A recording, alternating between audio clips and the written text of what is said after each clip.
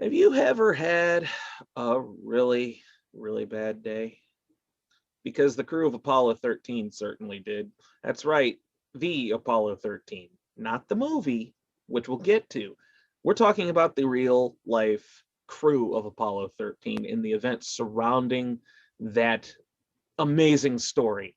I am your one of your hosts. I am Jeremy the Ref. With me, as always, is my trusty companion, loyal sidekick and manservant and hetero life mate and all the things that you hear in movies.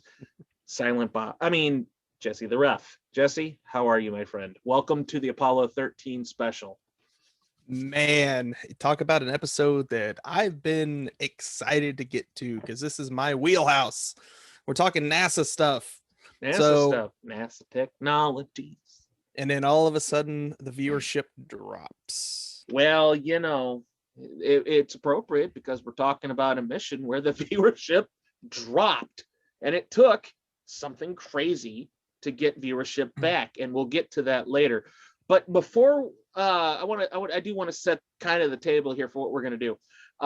We're going to talk first. I'm going to have Jesse talk about the backdrop of everything going on because the mission happened in 1970, but the story of Apollo 13 really starts in the late 50s, and we're going to get to that in a minute.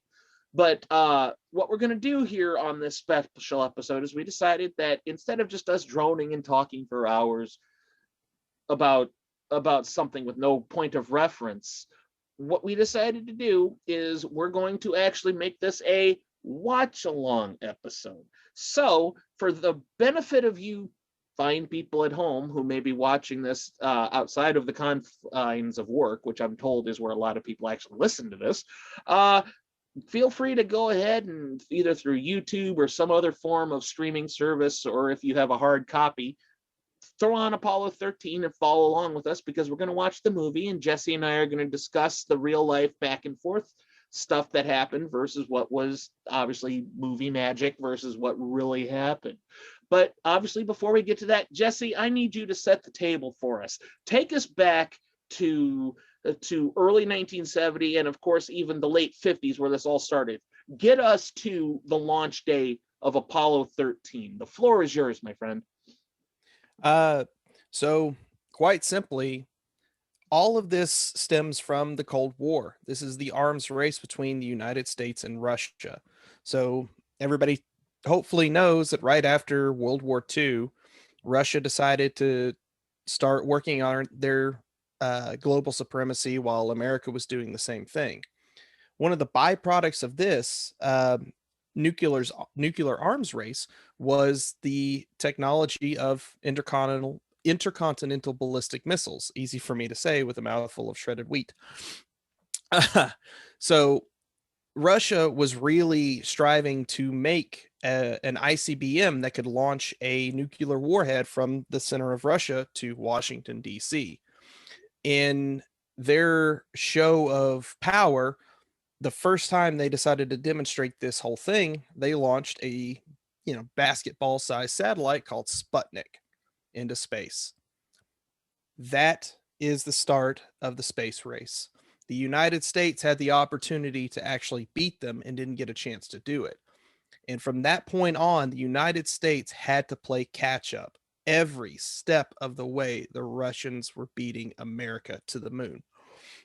Fast forward to 1961, we're trying to put a man in space. Well, guess who does it first? Russia. Da. Da. So Yuri Gagarin becomes the first human being to go into space. America still going to go through with their suborbital flight, sends Commander Alan B. Shepard on a 15-minute pop gun flight from Florida into the Atlantic Ocean. 15 minutes. That's all we had. Just 3 weeks later, President Kennedy makes his decree. We want to put a man on the moon by the end of the decade. We want to beat the Russians. Okay. We've got 15 minutes in space, but we're going to go to the moon. And that sets in motion everything that's going to spiral to 1970 and beyond. So, of course, we have the Mercury program. We put 5 more astronauts into space, and we're going to jump all over to Gemini. or Gemini, depending how you want to pronounce it. I And pronounce it Gemini because I'm a nonconformist. Yeah, nonconformist. Some astronauts say Gemini, some say Gemini, just in the reference of the spacecraft Gemini and the constellation Gemini. So go figure. But that's where everything for Apollo was being tested with EVA, rendezvous, docking to see if two manned spacecraft could meet up. Could we link up with a unmanned satellite? All these little things were being tested from 1965 into 1964 into 66. So we're laying the groundwork for Apollo. All right, let's get to 1967. We're all excited. We're getting ready to the Apollo program. We're going to do the first manned Apollo mission, 3 men in space. Even though the Russians beat America to it first, America's going to get Apollo going. And then January 1967 happens, which we will see a depiction of that when we watch the movie. And three astronauts are killed. And that puts a hold on the space program. Unbeknownst to the Americans, in April of 1967, for Soyuz 1, astronaut Vladimir Komarov was killed. So Russia had their own tragedy. Both space programs are put on hold for safety measures. So America's fighting, they're clawing, they're wanting to get, we got to beat the Russians. We don't know what they're doing. They don't know what we're doing. So we finally get, in 1968, Apollo 7 goes. The end of 1968, you know what? Let's do a Hail Mary. We're going to send Apollo 8 to the moon. Funny enough, astronaut Jim Lovell, who would eventually fly on Apollo 13, is the command module pilot for this mission. So he, along with Frank Borman and Bill Anders, get to be the first human beings to see the moon with their own eyes. Outside of the orbit of the outside, Earth. Yeah, to see the backside of the moon, to see the moon up close. And they do it on Christmas. So essentially, NASA has saved 1968 for the American people, essentially. But we're still thinking, hey, we're going to put the pedal to the metal. America is absolutely, yeah, let's get to the moon. Let's get these guys on the moon. Well, Apollo 9 tests in Earth orbit. Apollo 10 is the dress rehearsal. We shoot to 1969. You know what? We got this in the bag. Apollo 11, we're going to put 2 astronauts on the moon. The biggest and most watched event in human history was Neil Armstrong setting foot on the surface of the moon on July 20th, 1969. And that's where for all mankind. Yep. There's the fanfare, the excitement. They come home. Well, hey, we got Apollo 12. We're going to the moon. Oh, well, people don't seem to really care for Apollo 12. Well, we beat the Russians, right? But we're still doing something really cool. 37 seconds into flight, it gets hit by lightning. It's not on the news. We're going to have broadcast television from the moon, live color television from Apollo 12 until Al Bean decides to point the camera directly into the sun and fries the tubes inside and then hits it with a hammer. Oh, man. Oh, no. His fix is, well, I decided to hit it on the top with my hammer. I didn't think I had anything else to lose at this point. So Apollo 12. He could have just used duct tape. Yeah. Well, we'll get to that. We're going to get to that. And then now we're getting into the early 1970s. We're in April 1970. Nobody cares. The American public has completely lost interest in the space program. They see it as a waste of money. We've beat the Russians because in reality to Americans, it was just a political thing. It was not about the exploration of space. It was not about making new discoveries. It was about beating the Russians. And that said a lot about the culture of America at the time, where once you gave them a unified goal to get to, they were going to get to it. But once you got to it, what's next? So here we are. We are slowly getting into the start of where Apollo 13's story begins. Like I said, a little bit of just a little bit of the backstory getting us into this, and now we're where we need to be. We're gonna, in just a little bit, we're gonna change a little bit of the scenery, and we're gonna change a little bit of the outfits, get a little bit more comfortable because this is gonna be a long watch, and then we're gonna discuss Apollo 13. More or less, yeah. I can't watch Apollo 13 from the confines of my office. I'm gonna have to go stretch out, maybe get some food. Jesse, I'm sure you'll have some stupid stunt that you'll pull. I'm kidding. But before we do that, we want to in advance thank everybody for watching this, because this is a passion project. I fondly remember the first time reading Jim Lovell's book and just being blown away, because like, I knew it was real, but like most of the time when I thought of Apollo 13, I just thought of Houston, we have a problem. Tom Hanks, which and as you'll see as we watch this, because spoiler alert, we're actually recording this after we recorded the watch along. Magic of editing. The magic of editing and just lack of time to do everything we wanted to do at once. There was a whole thing where we tried to record it once and we had our own technology blowout that we're not going to go into. But again, we want to thank everybody for taking the time to watch this. This is a little bit different than what you'll probably normally see on our channel. Generally speaking, it's a hot topic conversation, and an hour later we're done. This one, we're going to go into the nuts and bolts here, and in the flight suit, as you will, and really break this down, because I said it to Jesse, this is a story that needs to be told because it actually happened. This isn't something that Hollywood just dreamed up and they said, hey, you know what, let's get Bill Paxton and Kevin Bacon and Tom Hanks and Gary Sinise, and let's make a movie about an accident in space. No, this actually happened. All right. And I don't think it gets talked about enough, especially in the world we live in, where just seemingly everything has gone wrong lately. You need a feel-good story. And I can't think of a better feel-good story off the top of my head than Apollo 13. So yeah, absolutely. So again, thank you for watching this. We hope you enjoy it. And we're going to shuffle the board here a little bit, go get set up. And we will be there in a minute. Jesse, you ready, brother? All right. This. Let's go get in the spaceship and let's get the hell out of here. Let's go break down some footage. See you guys in a minute.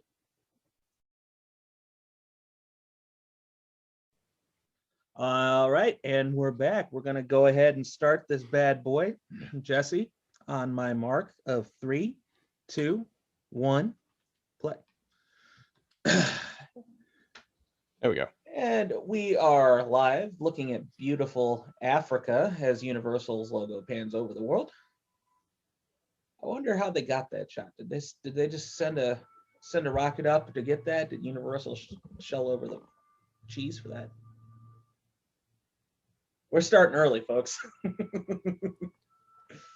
Okay. I actually think we are synced up. I can hear your music and my music at the same time. I've got Ron Howard film. That's fading too. Yep. Here we are. Set the stage. The somewhat accurate depiction of Apollo 1. The thing that I liked about this, they at least got the spacesuits right for the Apollo 1 era. The scene with the hatch, not correct. The hatch was a inward opening hatch, not a outward opening hatch. And the depiction of a spark coming out of the control panel, just creative license to show people that there were astronauts killed in a fire. It was an accident. This is not what the movie's about, but it's key for the story to know that Yeah, this tragedy that happened, and now we're going to the big triumph after the fire is the Apollo 11 moon landing. And we got Walter Cronkite here doing his thing. It's looking good. Yeah, and I think a lot of people really credit Cronkite for just really being a big enthusiast for the space program, being a big reason as to why the American public got behind it, because Cronkite was so passionate about it. Here we got Jack Swagger, played by Kevin Bacon. He's being awfully forward with that beer bottle and glass. I'm not sure Kira Sedgwick would appreciate that, but nonetheless, now we're being introduced to Jim Lovell, played by the illustrious Tom Hanks. Uh, Jesse, talk to me about Tom Hanks' portrayal of Jim Lovell. So Tom Hanks was or not Tom Hanks, but Jim Lovell was interviewed many years ago about who he thought would portray him in a movie, and he always thought Kevin Costner because he looked like him. That'd been an interesting movie. It would have been, but he really appreciated the enthusiasm that Tom Hanks brought to the role because growing up, Tom Hanks was a space cadet. He was an astronaut fan. He wanted to be an astronaut, and he really strove to make this and from the Earth to the Moon, the miniseries that he would do just a couple years after this, as accurately as humanly possible. Now here we're being introduced to Fred Hayes and Ken Mattingly, played by Bill Paxton and Gary Sinise. What can you tell me about these two? So the accuracy of the characters, unfortunately, Ken Mattingly did not have a nice head of hair. He was a very bald individual. But there's a cool fact that Gary Sinise and Ken Mattingly actually share the same birth date. Oh, well, there you go. It's meant to be. So it's definitely a cool thing. And another thing with From the Earth to the Moon, they actually use a lot of the same actors that are like the background astronauts.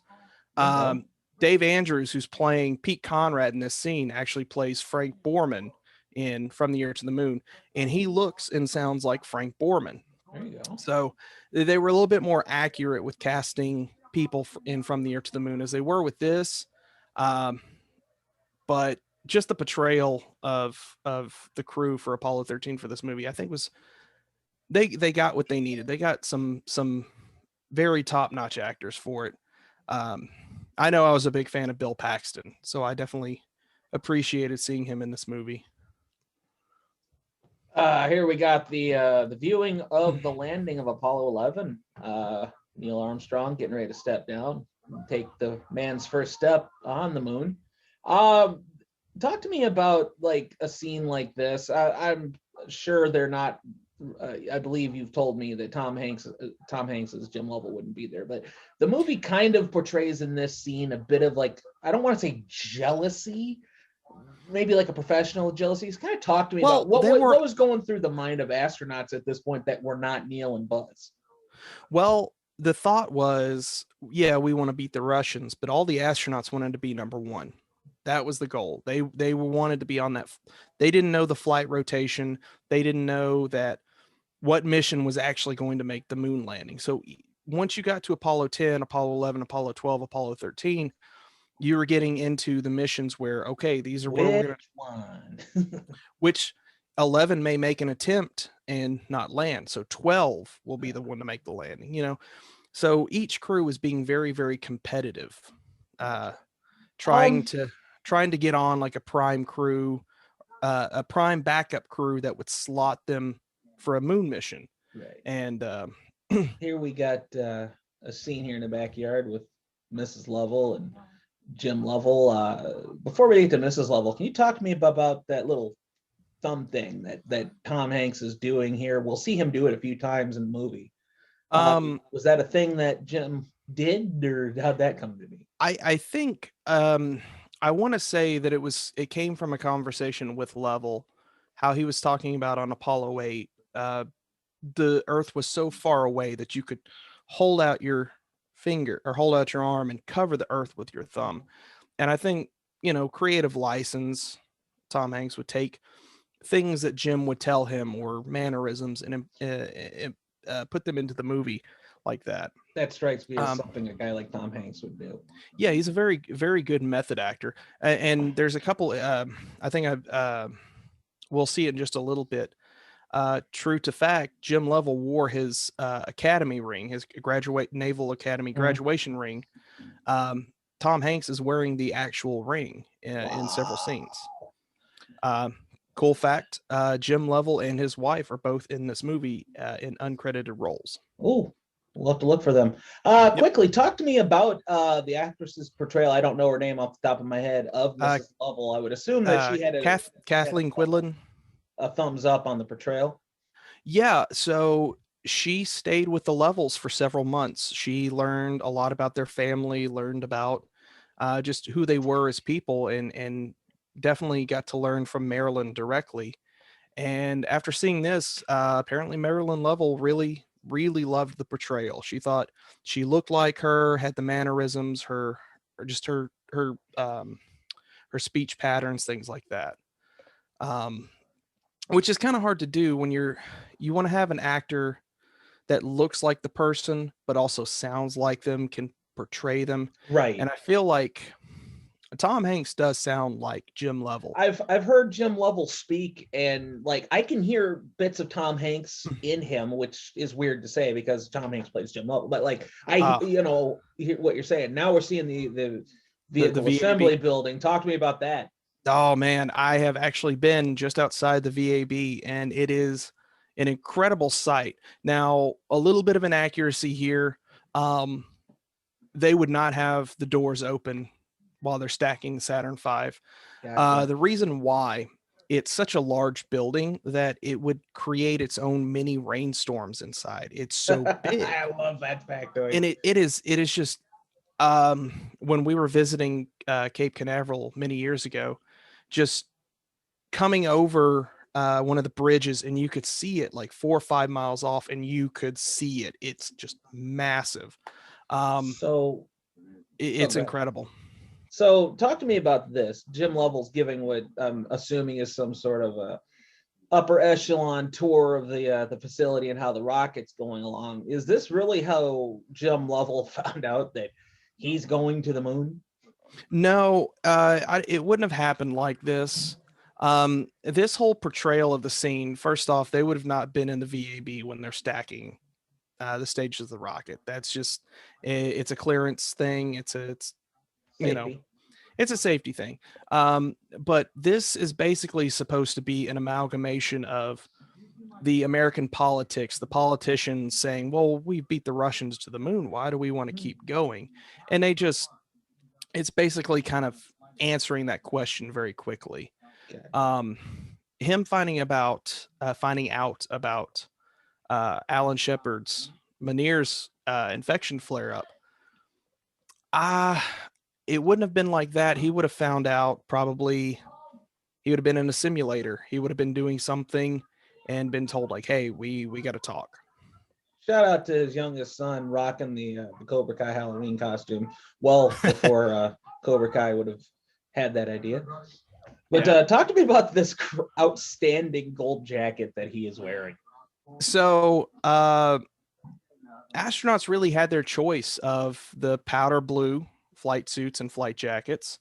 And there was a variation made by the same company called Flightwear, and it was a gold, kind of like a mustard color. And Lovell genuinely liked it. I think Jack Swigert was another one that liked it. Gold's a good color. It wasn't really used until Apollo 17 and the Skylab missions, but in the late 70s it was, or early 70s it was available, but it was not a very commonly seen thing. You always saw the astronauts in the blue flight suits.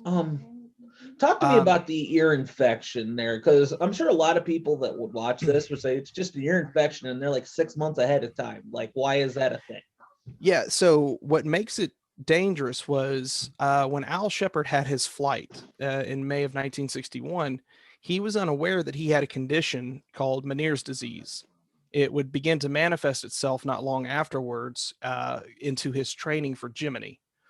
And basically he would start having bouts of vertigo, ringing in the ears, dizziness, vomiting, fatigue.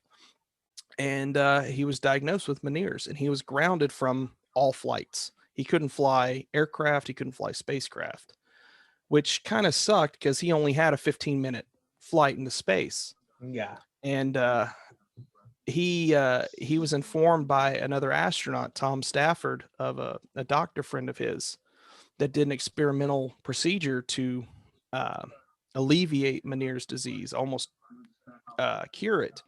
And Shepard had the procedure, went through the recovery, and showed significant signs of improvement.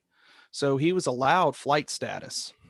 Gotcha. And because he was friends with Deke Slayton, one of the Mercury 7 astronauts, he lobbied for a crew, and was originally slotted for Apollo 13. It would have been Al Shepard, Edgar Mitchell, and Stu Roosa. But because he was having complications and a few other things, they think he just wasn't up to snuff getting comfortable with the Apollo program. They decided to bump his mission back to 14 and take Lovell, Hayes, and Mattingly for 13. So here we're seeing, we just saw the prime crew doing some simulations of the docking of the LEM, and now they're going to be replaced by the backup crew headed up by Jack Swigert. So it would be Swigert, John Young, and Charlie Duke. Talk to me about that simulator. How accurate are they portraying that here? Apparently, it's a pretty damn good replica that they made. The whole thing with the simulator was a fully functional Apollo command module cockpit, and they also had one for the lunar module, and they had small television cameras that would robotically be controlled to move around, to show like landing on the moon or a docking procedure and stuff like that. So their portrayal of it was pretty accurate. Yeah, we're seeing nightmare scenario. Oh wow, I can hear the sync on my headset now too. Stuff like this, I'm sure some of them would probably never outright talk about it leading up to the mission, things like that, but nightmares like this have to be not too far from the surface of your conscience. How did they deal with stuff like this? Because it's one thing to say you're going to space and you're going to walk on the moon, but to deal with the weight that comes with that, and obviously something would go wrong here. How did they kind of deal with that kind of looming over their shoulder? I think, in the case of this, it was Jim's wife having the nightmare, but the astronauts themselves, the reason why NASA wanted test pilots was simply because they were men that could look straight in the face of danger and laugh at it, because they wanted people who could fly untested equipment without flinching, not having any fear of their own, I need to test this. I need to make sure it's safe for other people. That was their goal. And astronauts, they were taught basically just to be machines. Astronaut Mike Collins did an interview many years ago, and he said, it was interesting. We were not taught to feel; we were taught to talk. Mm-hmm. It's like if somebody said, "Well, how do you feel?"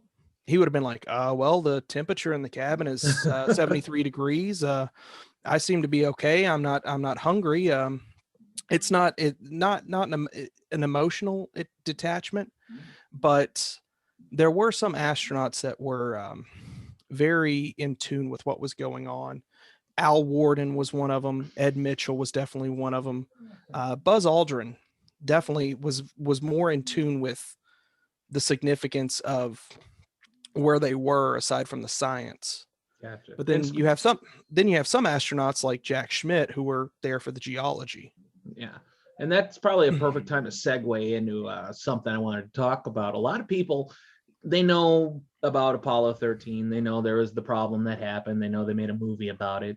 A lot of people forget what the point of this was. Like, had Apollo 13 never become what it was and just been another successful mission, what they were trying to accomplish was to go to another part of the moon, a more mountainous region, and take samples back of the terrain there, because there was a belief that it was a different type of terrain and chemical makeup, so to speak, up there on the mountains, as opposed to the flatlands where Apollo 11 would land a year and some change earlier.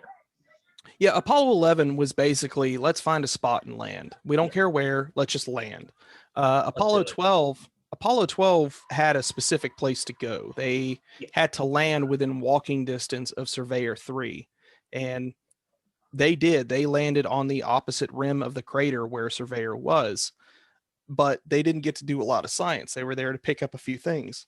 13 was really going to be the first one to start digging into the geological side of the moon landings, trying to bring back more rock samples, more diverse samples, and things like that. It was a science mission. It wouldn't be until Apollo 15 that they really got the in-depth stuff. Right. But it is kind of disheartening to know that, Lovell worked so hard to get to the moon, and he's the only person to visit the moon twice but never land on it. That's an interesting tidbit on your resume, but I would say that given the level of infamy he's gotten, he's probably just as responsible, in my opinion, as a guy like Neil Armstrong to bring attention to the NASA program and make it pop culture. Yeah, absolutely. Because he is in that elite club of only the handful of people who have been to the moon, but he's been to the moon twice. John Young went twice, and Gene Cernan went twice, but each of them respectively got to walk on the moon. Now here we got a scene. Believe that they're being transported from Florida to Houston, but it also they're going from Houston to Florida, but it also has a vice versa, or not vice versa. It also has a secondary function, I believe, if I'm not mistaken, what they're doing up there. The T-38s are the primary trainers for astronauts. That teaches them how to maneuver very sharply. It gives them the G-force training and stuff like that. But they're also the main transportation. So when an astronaut needed to go from Kennedy Space Center to Downey, California, to look at the command module, they could fly across the country in a couple hours, then fly to Bethpage, New York to see the lunar module. They would do it in the T-38s. Not a lot of traffic up there for what they're doing. No.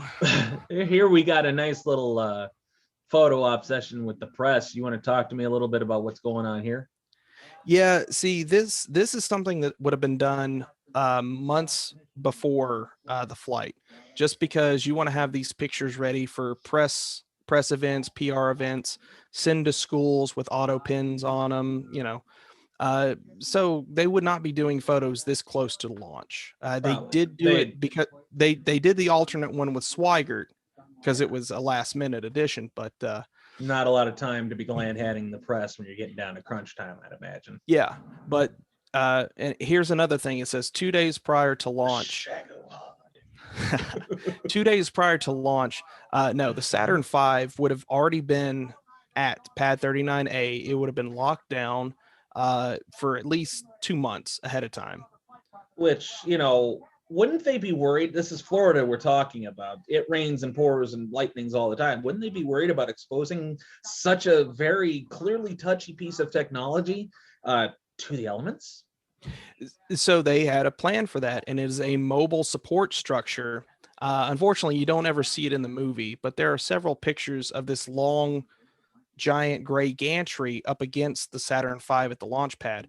And what it is, it's a protective cover. So when there's inclement weather or they need to make repairs to certain parts of the Saturn V that cannot be accessed from the umbilical arms, they'll move the service structure in, and it will enclose the command service module, keep it free of dust, birds, any other little creatures that could get inside. Yeah. Here we got the scene where Jim Lovell finds out that Ken Mattingly has to be replaced or the mission has to be scrubbed. How did Lovell take this versus how they're portraying it? Talk to me about how an astronaut would handle this and what the real story was. Was it indeed a flight surgeon horseshit? So he would have not had that outburst. Astronauts, uh, the reason why they were picked to be astronauts was because they could remain cool under strenuous conditions. I believe it was 3 days before the launch, not 2 days, when Mattingly was confirmed to have been exposed to the measles, which put the timeline of when Lovell and Hayes would be lifting off of the moon to come back to Earth. Mattingly would be running a very high fever and would be probably unable to pilot the command module. Which some people would ask, well, and especially since we're in a COVID environment as we're recording this, why wouldn't NASA be, and I actually know the answer to this, why wouldn't they be worried about Lovell and Hayes? Well, the answer is Lovell and Hayes, as they say, had exposure. They had an adequate immunity built up to the measles. Ken Mattingly didn't. So that is why they weren't worried about Lovell and Hayes going up, and they were able to make the decision that they could just swap out one member as opposed to swapping out the whole team. crew. Which we didn't talk about. I'm sorry to jump on you there. We didn't talk about that earlier. The prime crew and the backup crew, don't take that as like, the varsity team and the freshmen. They trained at an equal amount, so they could jump 100%. In at a moment's notice. It was literally for this exact scenario that in the 11th hour, if something happened to a member of the prime crew, a member of the backup crew would be able to take that spot and be able to fly that mission. Specifically, the relationship between Mattingly and Swaggart.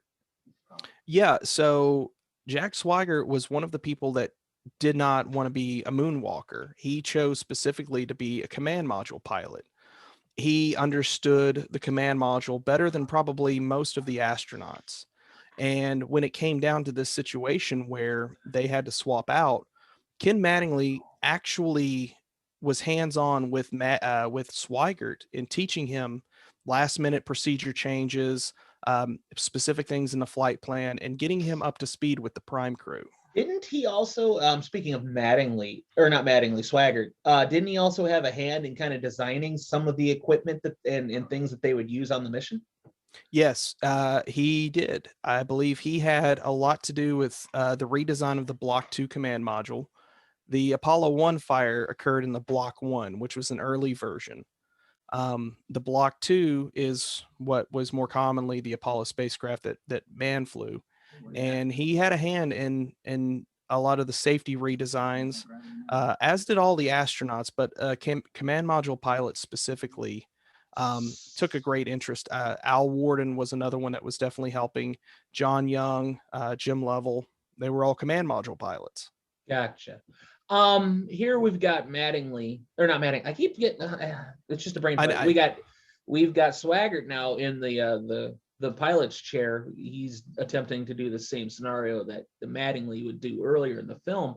And I wanted to briefly touch on the relationship between the astronauts here in the way that the film kind of portrays it. In this film, they're kind of portraying Mattingly as the young, snot-nosed, very green and new to the NASA Corps kind of thing, where he's the clear-cut rookie, and Hayes and Lovell seem to have some level of more experience. But in reality, Lovell's the only one that had been up there doing the thing. They were both, Hayes and Swaggart were both rookies on this flight in terms of going all the way to the moon. So Lovell and Hayes had a good standing relationship because the backup crew for Apollo 8 was Neil Armstrong, Buzz Aldrin, and Fred Hayes. So Hayes and Lovell had a lot of familiarity, with each other on that mission. And because they were a prime crew, they did a lot of work together. Now, Swigert was close with the whole crew because the backup crew and the prime crew trained and did a lot of stuff together. That was the whole thing.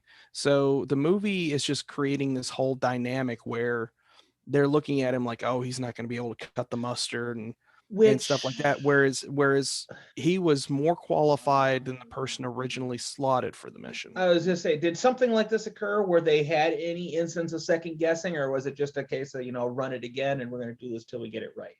Was there any trepidation with the Swaggart coming on? No, and the truth is they were in the simulators up to, I believe, the night before. You mean when Going they'd be out over- here meeting people? No, absolutely not. This would have not happened. The crew would have been in quarantine.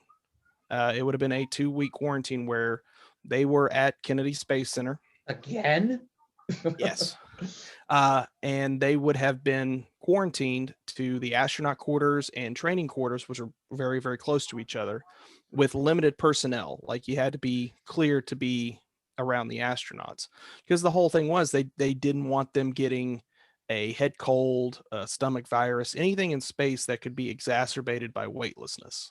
Gotcha. Which Frank Borman on Apollo 8 ended up having like food poisoning. I think they referenced that later in the film, now that you mentioned that. Which is bad if you're in a tiny command module and somebody has diarrhea and vomits everywhere. Yeah, that's a pleasant flight. I do appreciate a scene like this for the emotional sake of it, because obviously, you know, I think you've put it to me in private that if you did a movie that was like spot for spot accurate on this, you wouldn't sell any tickets. You're not selling tickets for that story. People do not go to see movies for historical accuracy. They go to be entertained. We're telling a bit of history, but we're adding Hollywood flair to make it a bit more exciting. When you get down to it, some of us NASA nerds, this was exciting as is. So interesting thing about this scene. Talk to me, Goose. Wait, wrong movie. Gunther went. He was the pad leader. He was in charge of the white room connected to the command module. So he would have not been in the suit up room. He would have been out at pad 39A, making sure Odyssey was ready to go. I love that name too, and we'll talk about the naming of it later. But I just want to touch in there and say the naming of this was beautiful. Yeah. One quick thing, you can see the glass in the background, how it says it's the NASA worm logo. That did not become a thing until 1974, 1975. The reason why you see it on the glass in the window is because this was shot at the Space Shuttle suit up facility in 1994. So it was when the worm logo was still there. So it's a little inaccuracy, but it's was this accurate? Did she really lose her ring yes. down the people thought this was for dramatic effect for the movie. She said no, that she thought this was an omen that she was going to lose her husband. This was a true scene. Can we talk about that? She did get her ring back. She was able to get the ring back. Mrs. Lovell has said on numerous occasions that not that she was negative on the subject, but she definitely had an uneasy feeling about the whole 13. She might not have been superstitious, but she was a little stitious. Yeah. I wasn't say that the scene where you see Lovell getting his gloves on, Lovell you could see the ring. The ring. Oh man, how about this poor guy? You know, hey, what was your big break in Hollywood? Oh, Bill Paxton spat gum into my hand.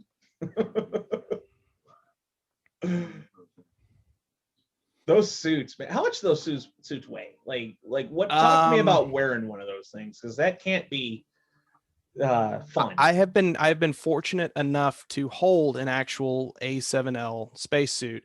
It's about 90 pounds because it's thick rubber. It's lots of metal, titanium parts, aluminum parts.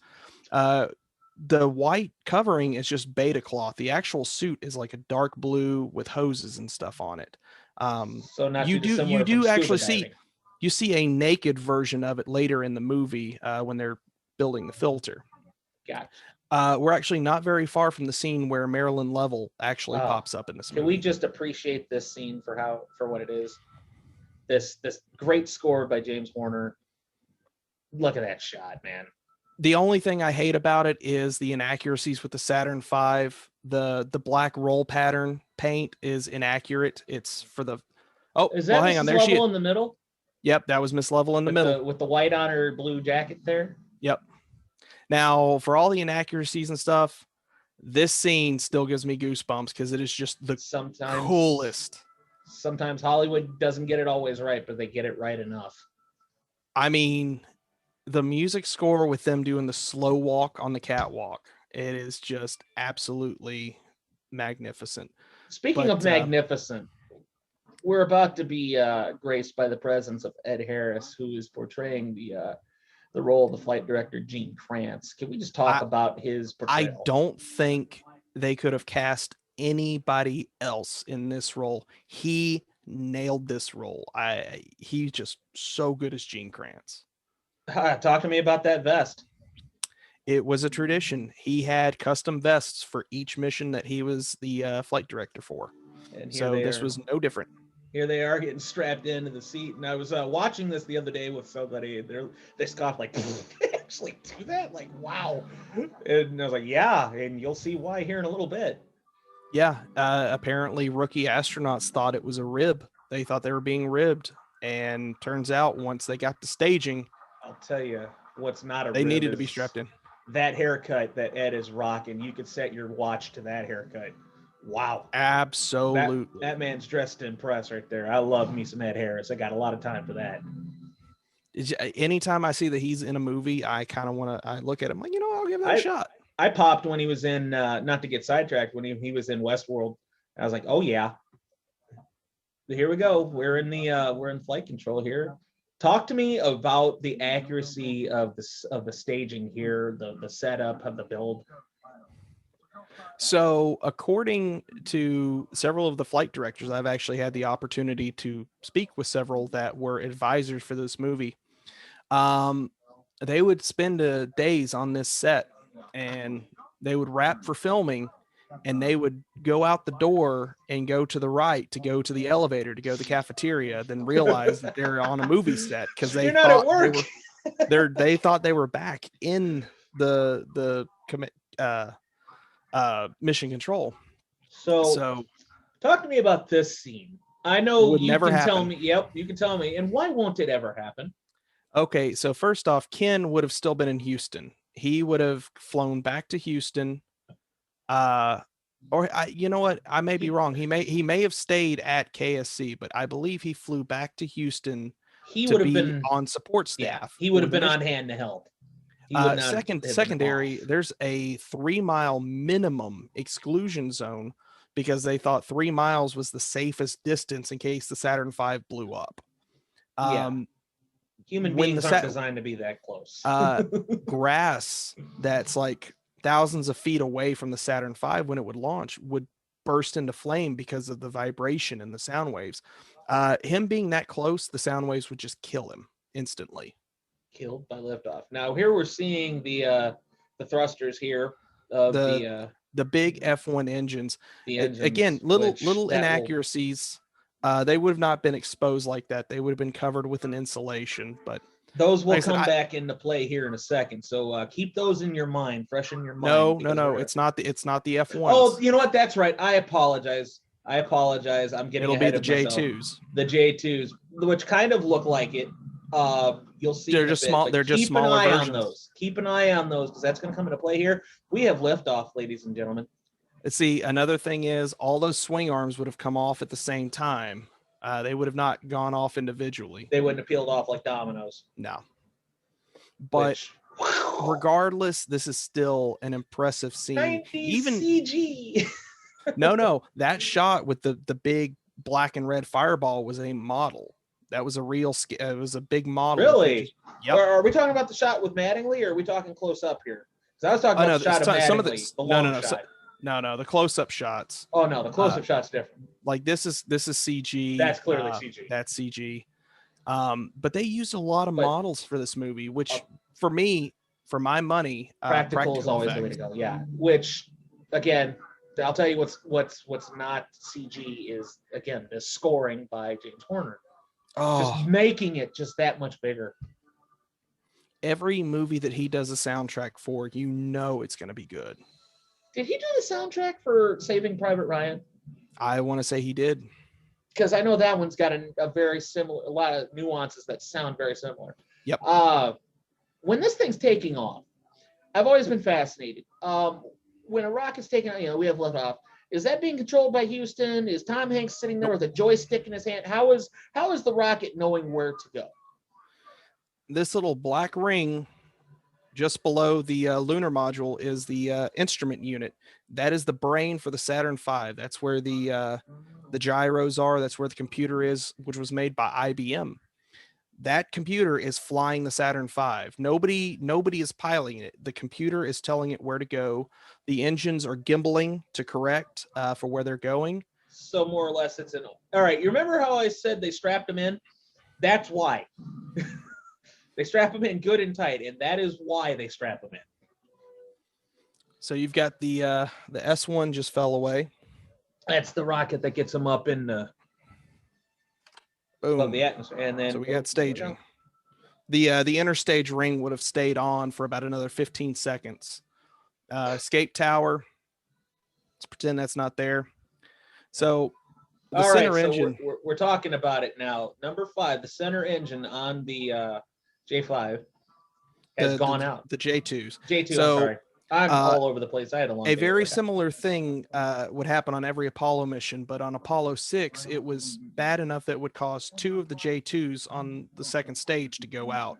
And it's a thing called pogo, where the vehicle would vibrate up and down on its center axis.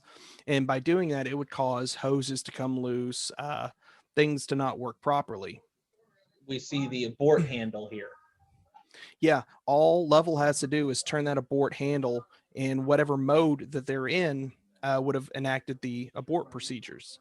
Which how would that can you briefly tell us how that would have worked? I believe they were at that altitude. They were at mode 2 Charlie, which would have been the service module engine would have fired, and it would have shot the command and service module away.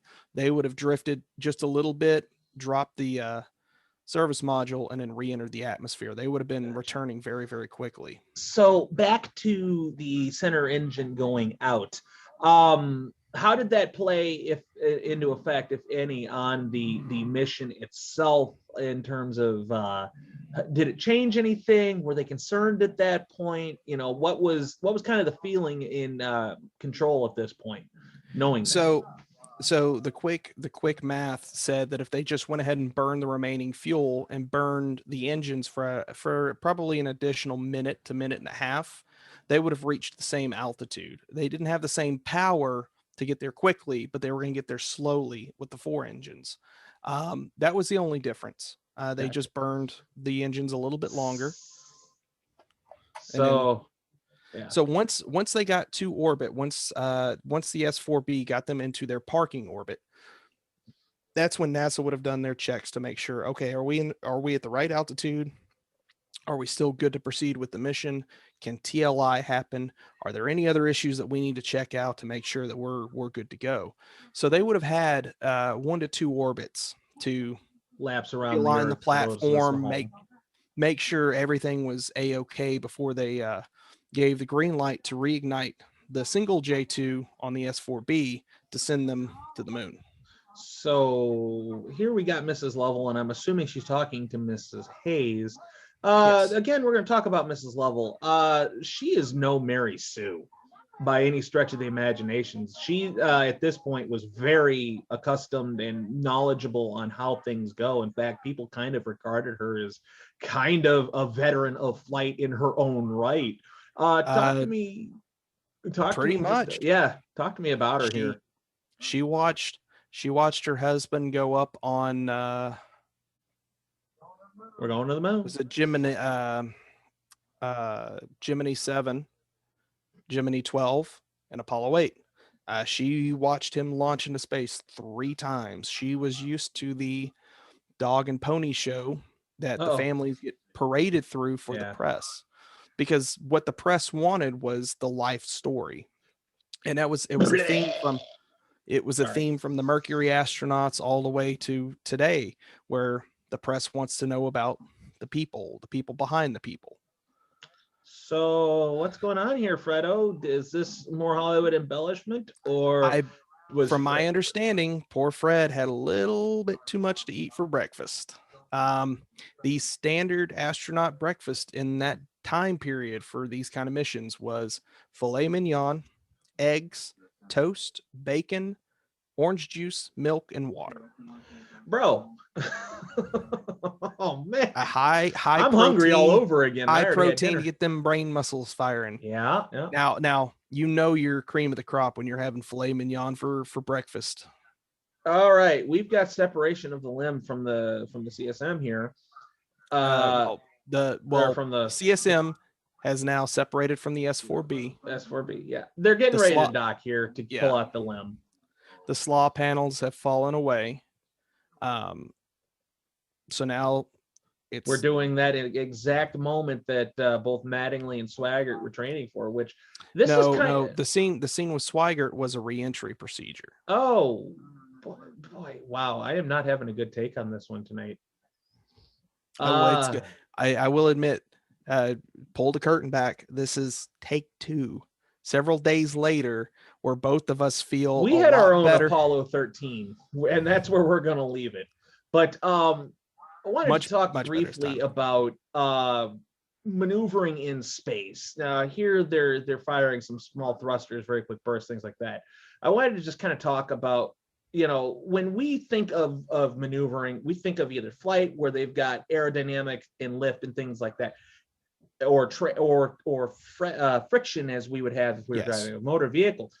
So we tend to think in a straightforward and back, or an up, down, left, and right.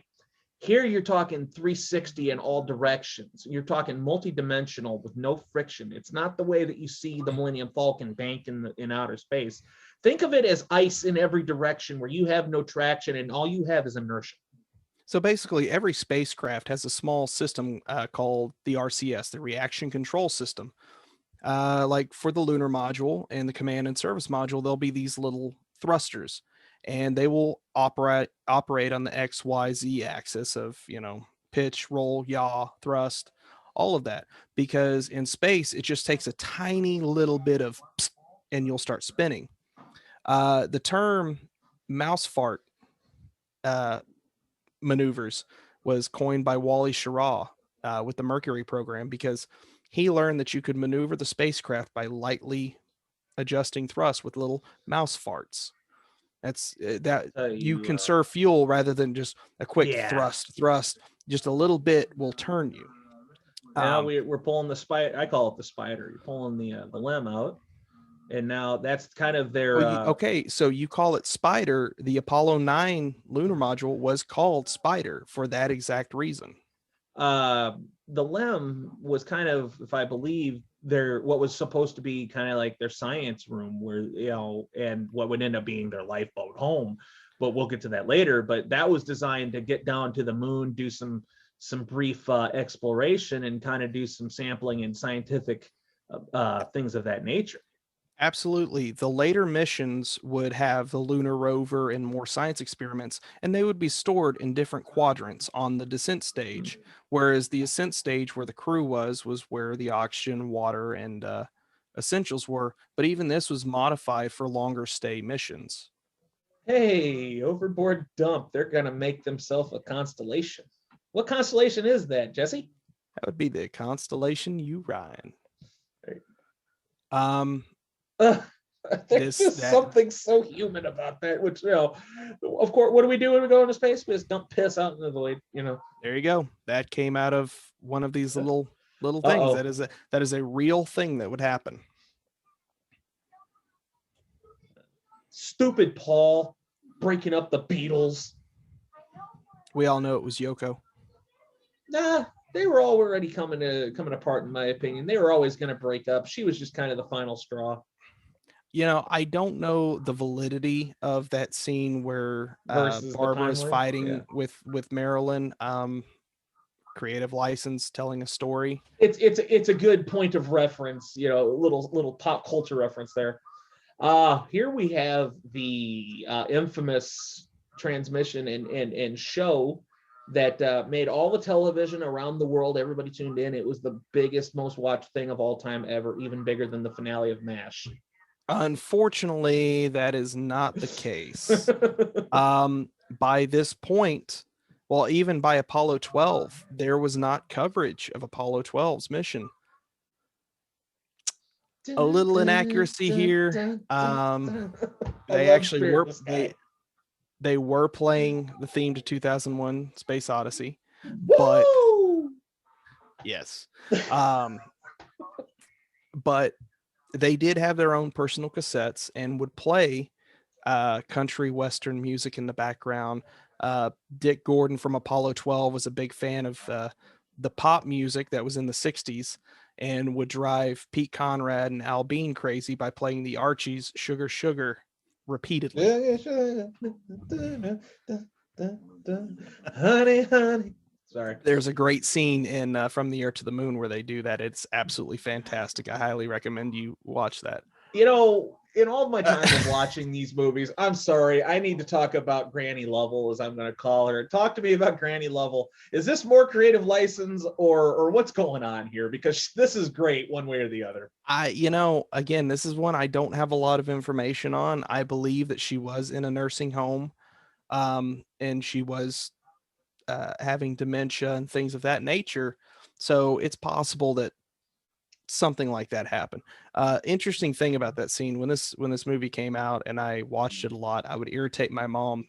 She did not like me saying this, but I would have the TV guide that we had, and I goes, "It's that damn TV guide again," and she'd get mad at me. So they would have not been squirting water or any sort of juice freely in the cabin, just because the potential of getting behind the control panel, shorting out.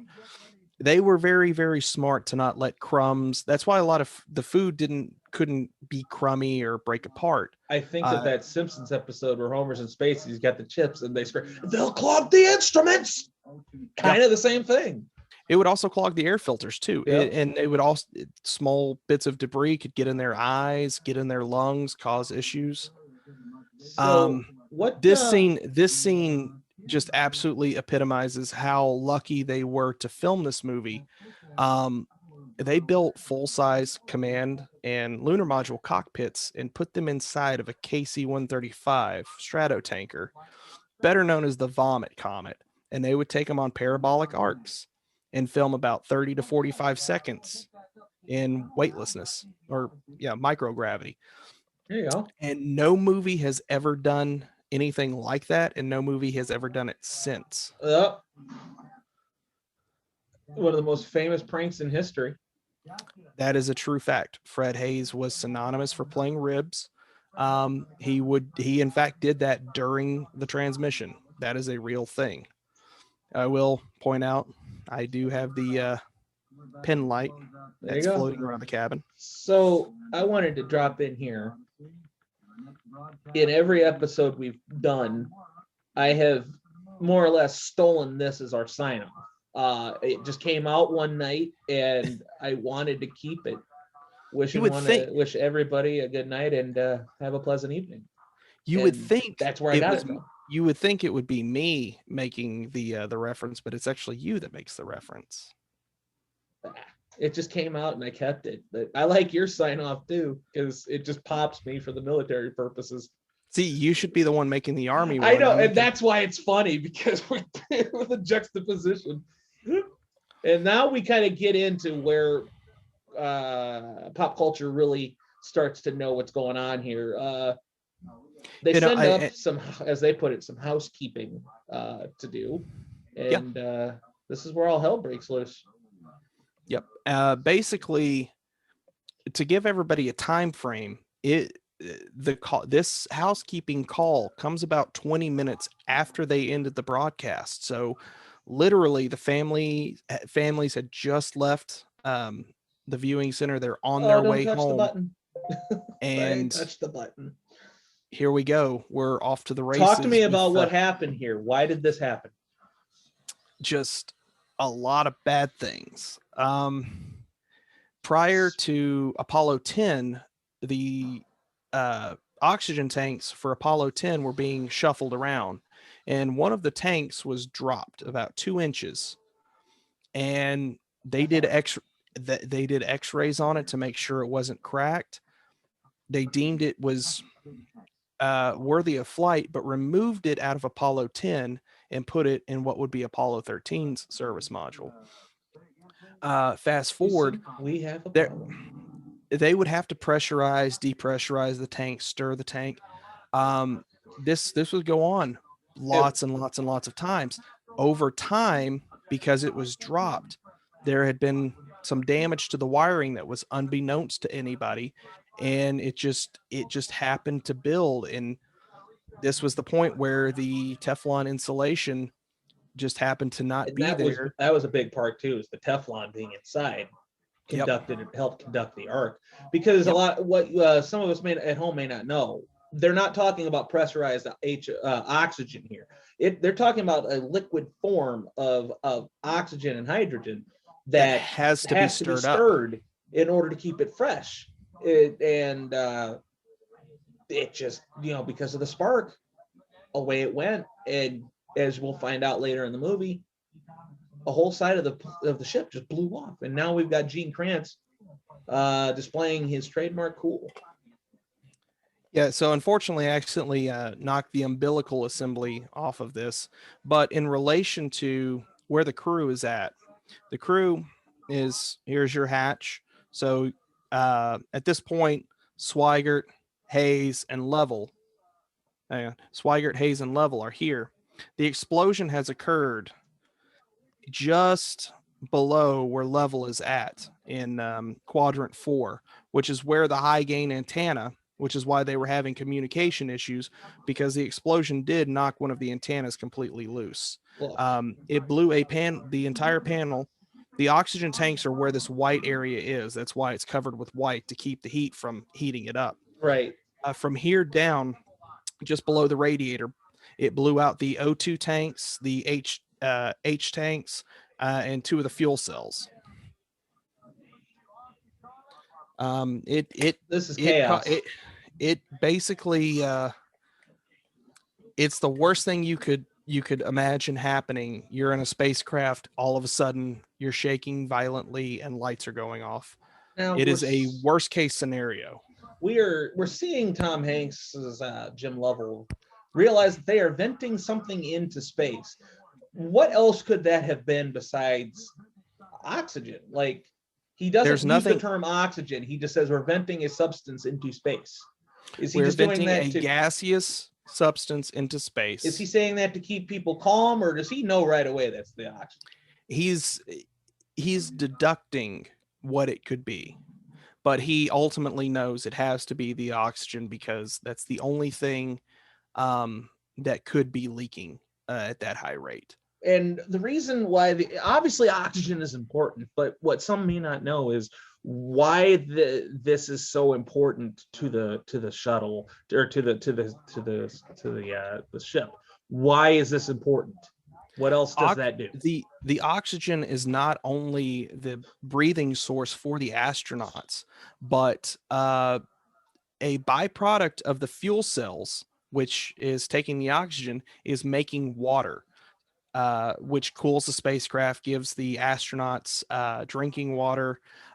So the fuel cells have a byproduct of water from the combination of the hydrogen, which is also used for the propellant for the service propulsion engine, the big Bell engine on the back of the service module. By taking out the oxygen, you're taking out just several critical things, not only just being able to have breathing air, but being able to have power. And the biggest thing, the big thing. The biggest thing they were losing was power. Power is what controls the computer. Power is what tells them where they are. Power is what helps them communicate. When you take away the power, you're up creek. You're up shit creek. The fences go down and the dinosaurs get out. Mr. Hammond, to put it bluntly. I've got an idea just like this. I feel like we might have to do a watch along. Oh, Jurassic Park? Oh, sir. That was not a hard sell. No, not at all. But here, not to get too far off the subject. Hang on, I do want to point out I had a very surreal moment a couple years ago when I was at Space Fest. The replica company that I'm with, Lunar Replicas, we had a 1-to-1 scale banner of the command module cockpit, and we had it laid out on our table, just getting stuff ready. and a nice old man with a Starbucks cup comes shuffling up. And he scoots over to that right-hand seat and doesn't say anything. And he's looking at it and he goes, you know, about 2 or 3 minutes after the explosion, I'm flipping this switch here and I'm checking my circuits here and I'm looking at the gauges. And I realize that Fred Hayes is explaining to me what he was doing in those exact moments. Okay. Dude, he's just the most polite, kind, and humble man I've ever met. And he looked at me and he said, I'll be honest with you. That scared me. He goes, I was scared pretty shitless. I would hope so. Not, look, you're And 200,000 miles away from the nearest mechanic. He says It that just happened. we share a laugh, and there happened to be somebody to take a picture of that moment. So Wow. I will treasure that. As you should. Because for me, I grew up watching, I had several VHS copies of this movie and wore them out because I watched it so much. I feel you. Here they're discovering the awful truth of the scenario, which I'm sure kind of went through Lovell's head almost immediately anyway, but they have lost their ability to go to the moon. Now, the dramatic pause with this would have not happened. No, time's precious. Time is precious. While they're having this conversation, there was contingencies for failures of the service module, command module that NASA had planned for. So there was a procedure to get the lunar module booted up as a lifeboat.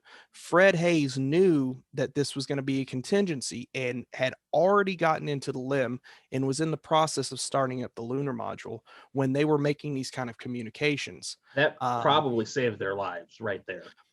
100%. NASA thought of a lot of things.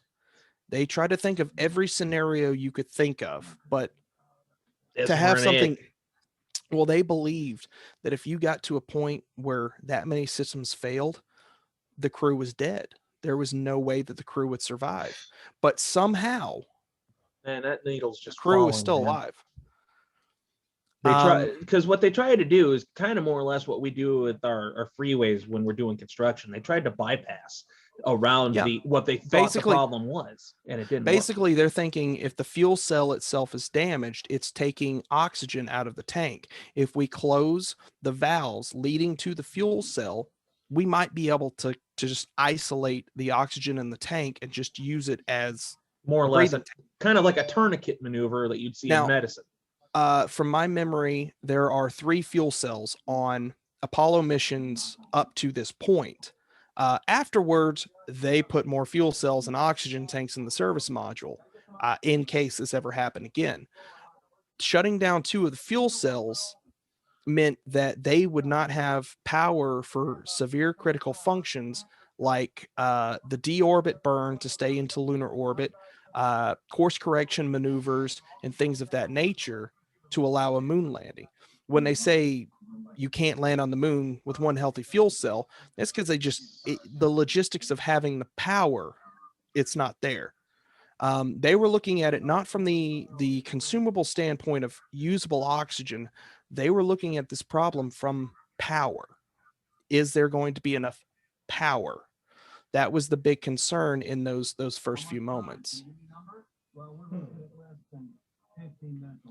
So let's talk a little bit about right here. They are trying to transfer all the data from the module. I believe it's the service module. It's not been a good night. Command module. Yeah, it's not been a good night for me and Nate. There's not a cord that you plug into. They're 2 completely separate computer systems. So what Jim Lovell has to do, you can't take this hard drive and just throw it into the USB no, sir. That's man. Crazy. Think about the pressure they're under. They've got about 15 minutes to take all the guidance data. I just noticed something, because this is the first time I'm really watching my Blu-ray version, and how incredibly detailed that scene of the spacecraft being gimbaled around with the thrusters.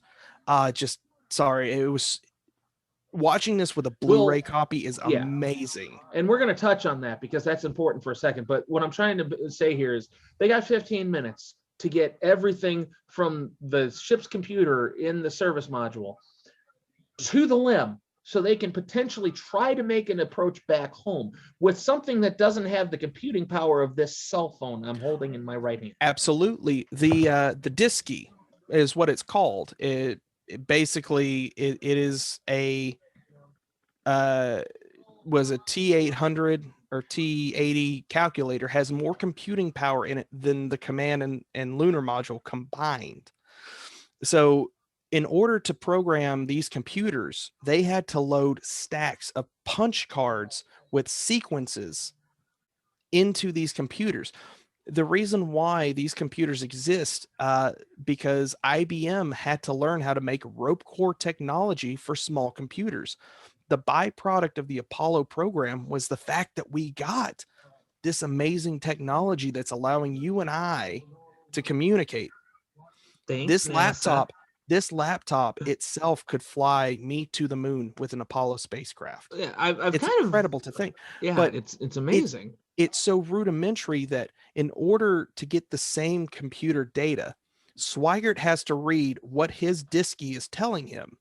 Lovell has to convert it to the lunar module, check the arithmetic, make sure that I'm making these conversions correctly. They are using slide rules. That's the toughest math test you're ever going to take.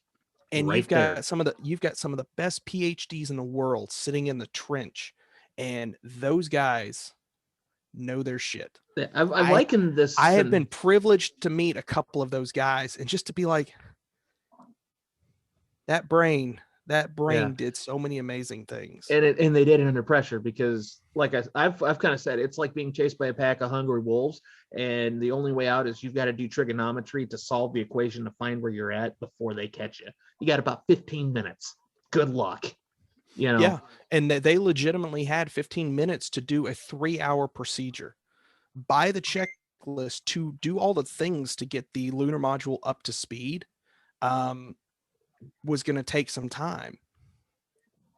And you're under pressure. You've got a spacecraft that is still lurching back and forth, trying to figure out what's going on, because the guidance computer is trying to correct for it being all over the place.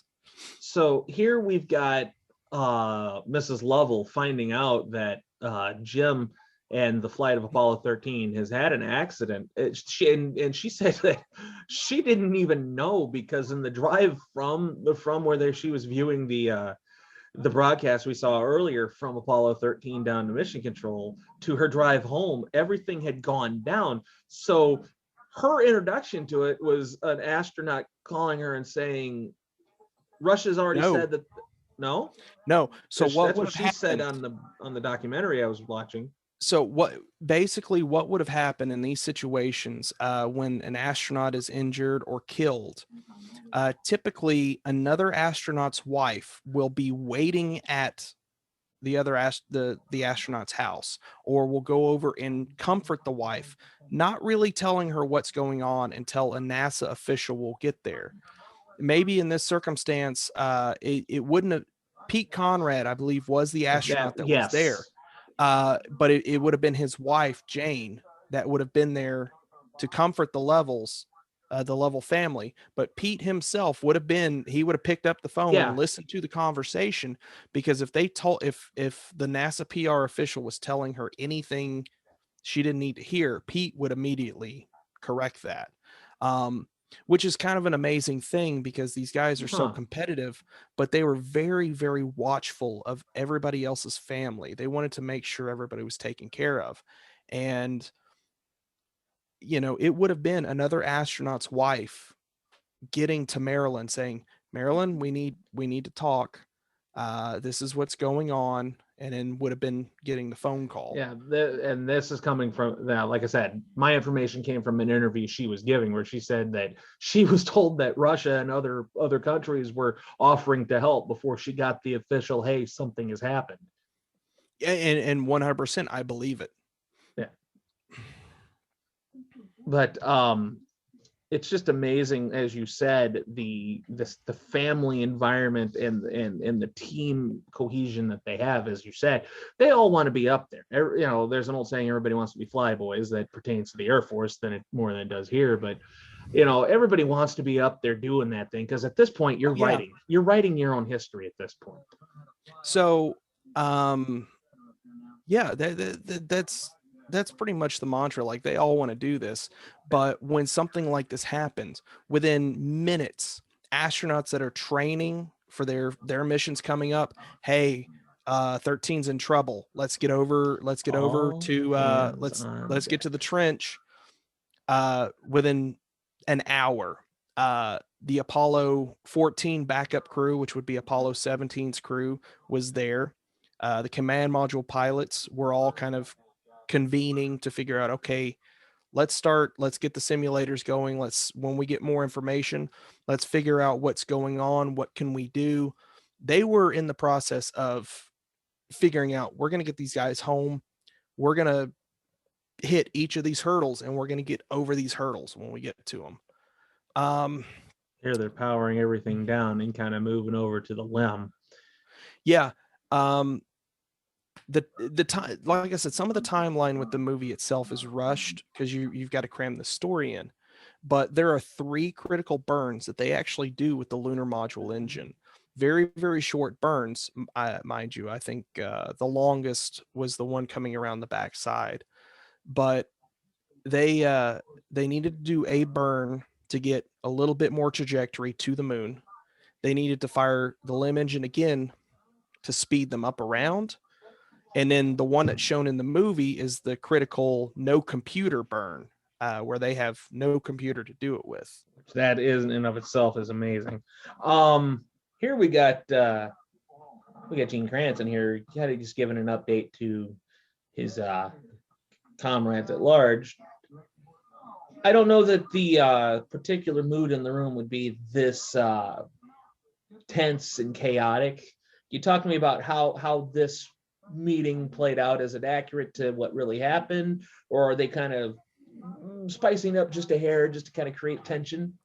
So I just don't see a screaming match happening at NASA at this point. No, and it wouldn't have been like this. And the thing is, we saw the transition where Gene was telling the oncoming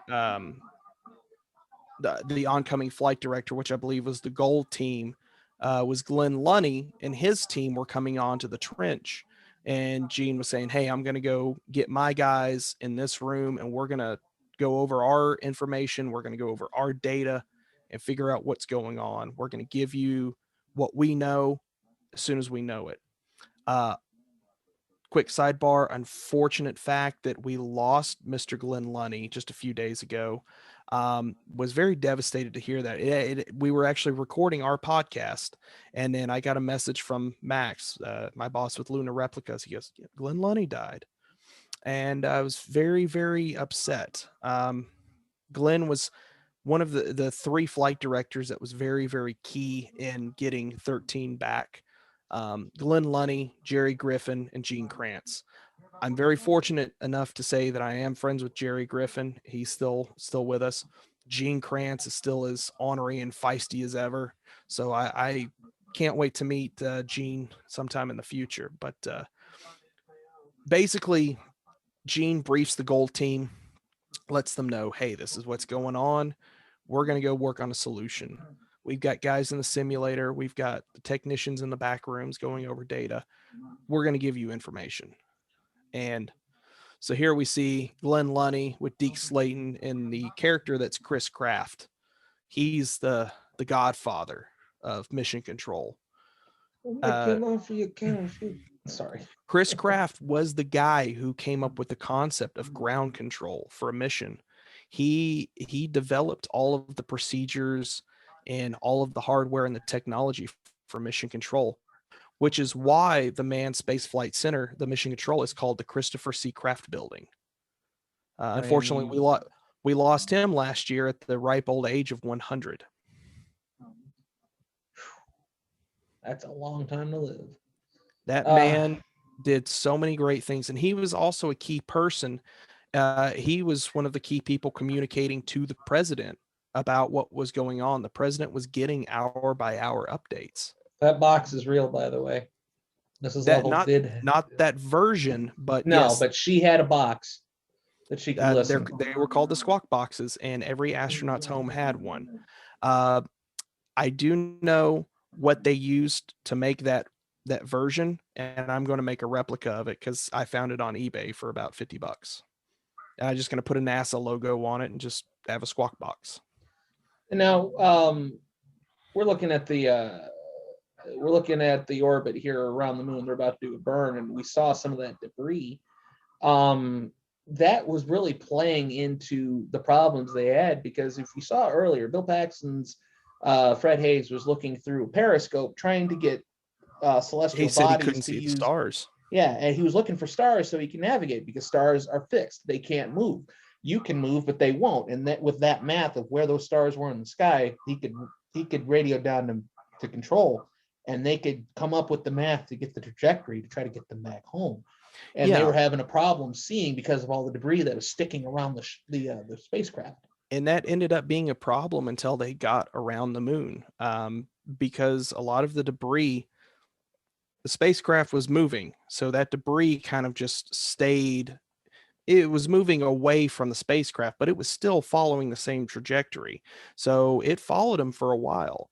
The thing is, when they would do when the S4B and the SLA panels would be jettisoned, they would still be moving towards the moon, and they would follow the spacecraft. Like the astronauts could track the S4B following them. Right. So the smallest thing, if it's on the same trajectory as you, it's going to be stuck with you. And here we're going to see a couple of instances where they would get pictures and video that would go on to grace us in all sorts of books, including Jim Lovell's book. This is a true thing that Jack and Fred were a little preoccupied taking pictures. And Lovell did ask them, like, gentlemen, what are your intentions?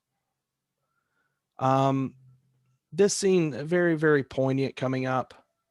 Unfortunately, you can see that it's the a half of a lunar module on a set for this shot, but Jim Lovell did have his Navy anchor on his helmet, on his EVA over helmet. So that's a true piece right there. This was the first mission where the commander had red stripes on his uniform or on his spacesuit, so they could tell them apart in the pictures. And that's got to be one of the loneliest places in existence. And what they used to simulate the lunar regolith is pretty close to what moon dust would have looked like running your fingers through it. Fun little factoid. The moon has a little cloud of dust and stuff that hovers just above the surface from all of the impact and things that happen to it on a regular basis. So you don't see it here, but it actually has a thin little cloud of dust around it at all time, kind of like the smog you have out in the LA area. Same thing. Yeah, and you know, there's the thumb again. You have to think what would be going through his mind is that I've come so close, I'm that close, and I just can't get there. Tom Hanks does a great job of portraying that. I've said it in an earlier episode. Acting happens here. 100%. Look at Tom Hanks here. He's not saying a word. Or very little. But he's telling conveying it with his eyes, his eyebrows. I just, again, for the inaccuracies that are in this movie, I still hold this in high regards of just how well executed it was in telling the story.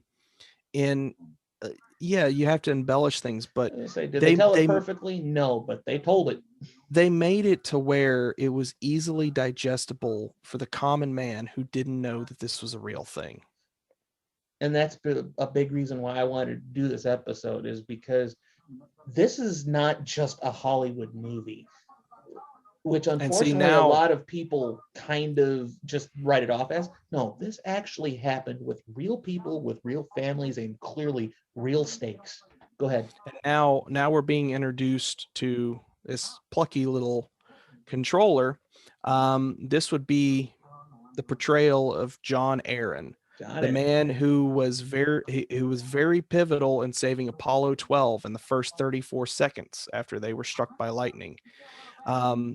They were hit by lightning, knocks the computer platform, guidance, everything offline.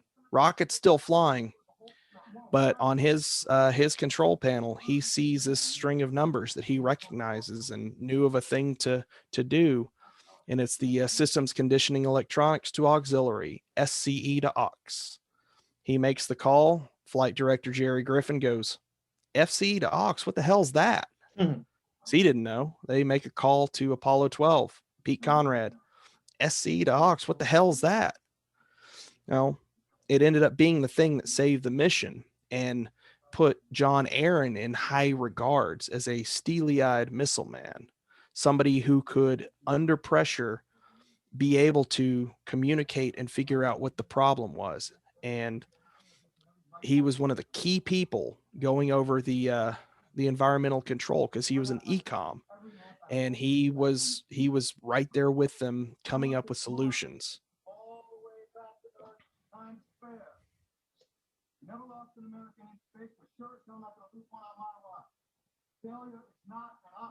Talk to me Such about a that good line. line. Gene Kranz never said that. He did not say that at this time, but he loved the line so much after seeing the movie that he named his autobiography "Failure is Not an Option." Something we didn't touch on initially, I do want to touch on here. This didn't happen. Ken Mattingly was not drunk and upset that he wasn't on the mission. He probably would have been home, or he would have been doing something else and found out about what was going on and would have been on his way to training the facility to help them. All right, guys, what can we do? Let's get to work.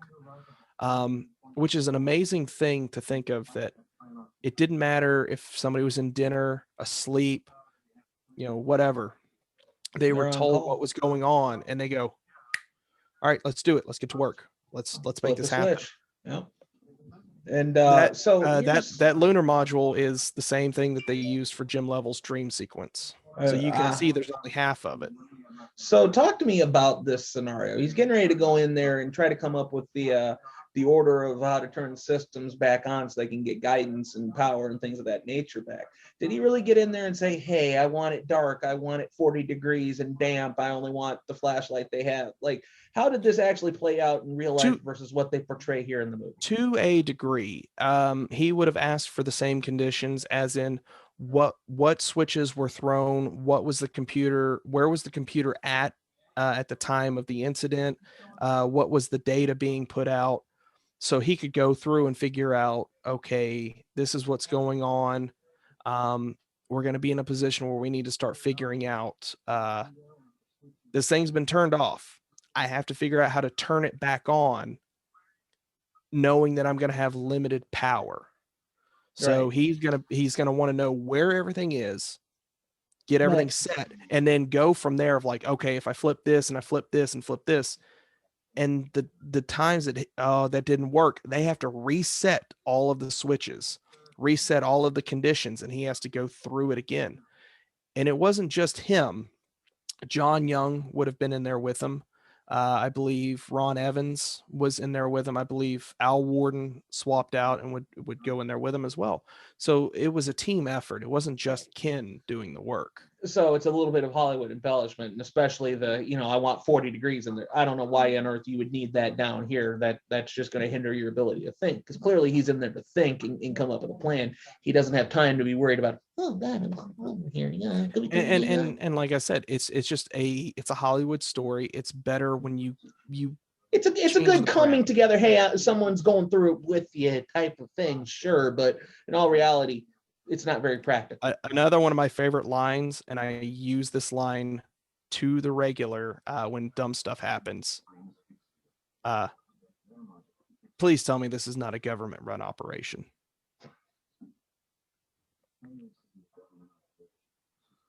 Yeah, anytime something's wrong, please tell me this isn't government-run. A lot of us, if we were in Gene Kranz's situation, we'd be panicking. We'd be... So not here's Gene Kranz. So You see, that's basically what the A7L, that's a A7LB. It's a variation. But that's what it looks like without the beta cloth covering. It is connectors, hoses. So it's a mess. Let's It's talk not very about elegant looking. Let's talk about the premise for why they need to make this, because they held up the two filters. Why would they have on something like a spacecraft where everything's got to be so technical? Why would you have one section? Why would the filters not be universal? Talk to me about what happened there. North American Aviation, the company that made the command module, decided the lithium hydroxide canisters were going to be square because it worked with the setup of the command module. That's what they were in charge of. Grumman, who built the lunar module, decided, well, for the design of the limb, we're going to make the lithium hydroxide canisters round. Screw it. There was no reason in their minds that they should ever have to intersect the two. Right. It was just how the two. It was just an oversight. It was how the two manufacturers decided and made the designs. So here we're seeing the request from the press to Mrs. Lovell. Talk to me about that. This would have happened. She would have absolutely been adamant against it because the world didn't care about her husband's mission. She felt as though, well, they'll have to learn about it without me being in the public eye, essentially. I love that line delivered there too. If they have a problem with it, they can take it up with my husband. He will be home on Friday. And I believe a variation Hardcore of that Mrs. line Lovell was said. Like I said, Mrs. Lovell she's a trooper, man. I got nothing but respect for Mrs. Lovell and the way she handled all of this. This is such a human story. And the depiction of this is, according to the astronauts, they said, yeah, it was cold. You could see your breath. The command module at this point would have been probably in the upper 30s, and the limb itself would have been in the low 40s. Yeah, I was wanting to say it got down to the high 30s, because I'm jumping the shark here a little bit, but when they opened up the module on the landing, a visible cloud of cold air escaped from inside the module there. Yeah, and still the spacecraft is in a thermal control role, a passive control role, which is basically a very, very slight rotation. So as it's going through space, kind of like a bullet travels on a gun, just slowed down to a considerable measure. They call it the barbecue roll because what it's doing is it's just trying to evenly distribute heat across the spacecraft. Like I said, the white surfaces are the radiators and key areas of the spacecraft where they didn't want overheating, like where the oxygen tanks and critical electronics were stored. So the vehicle itself, even though it's not being portrayed very well here in the movie, you can kind of see the moon slightly moving. It's the vehicle's in a roll. Mm-hmm. Regardless of the fact that it's 300 degrees in the sunlight and minus 300 in the shade, the vehicle was just freezing cold. Mm-hmm. There's no insulation in the lunar module because, as they describe, a few layers of aluminum in some parts.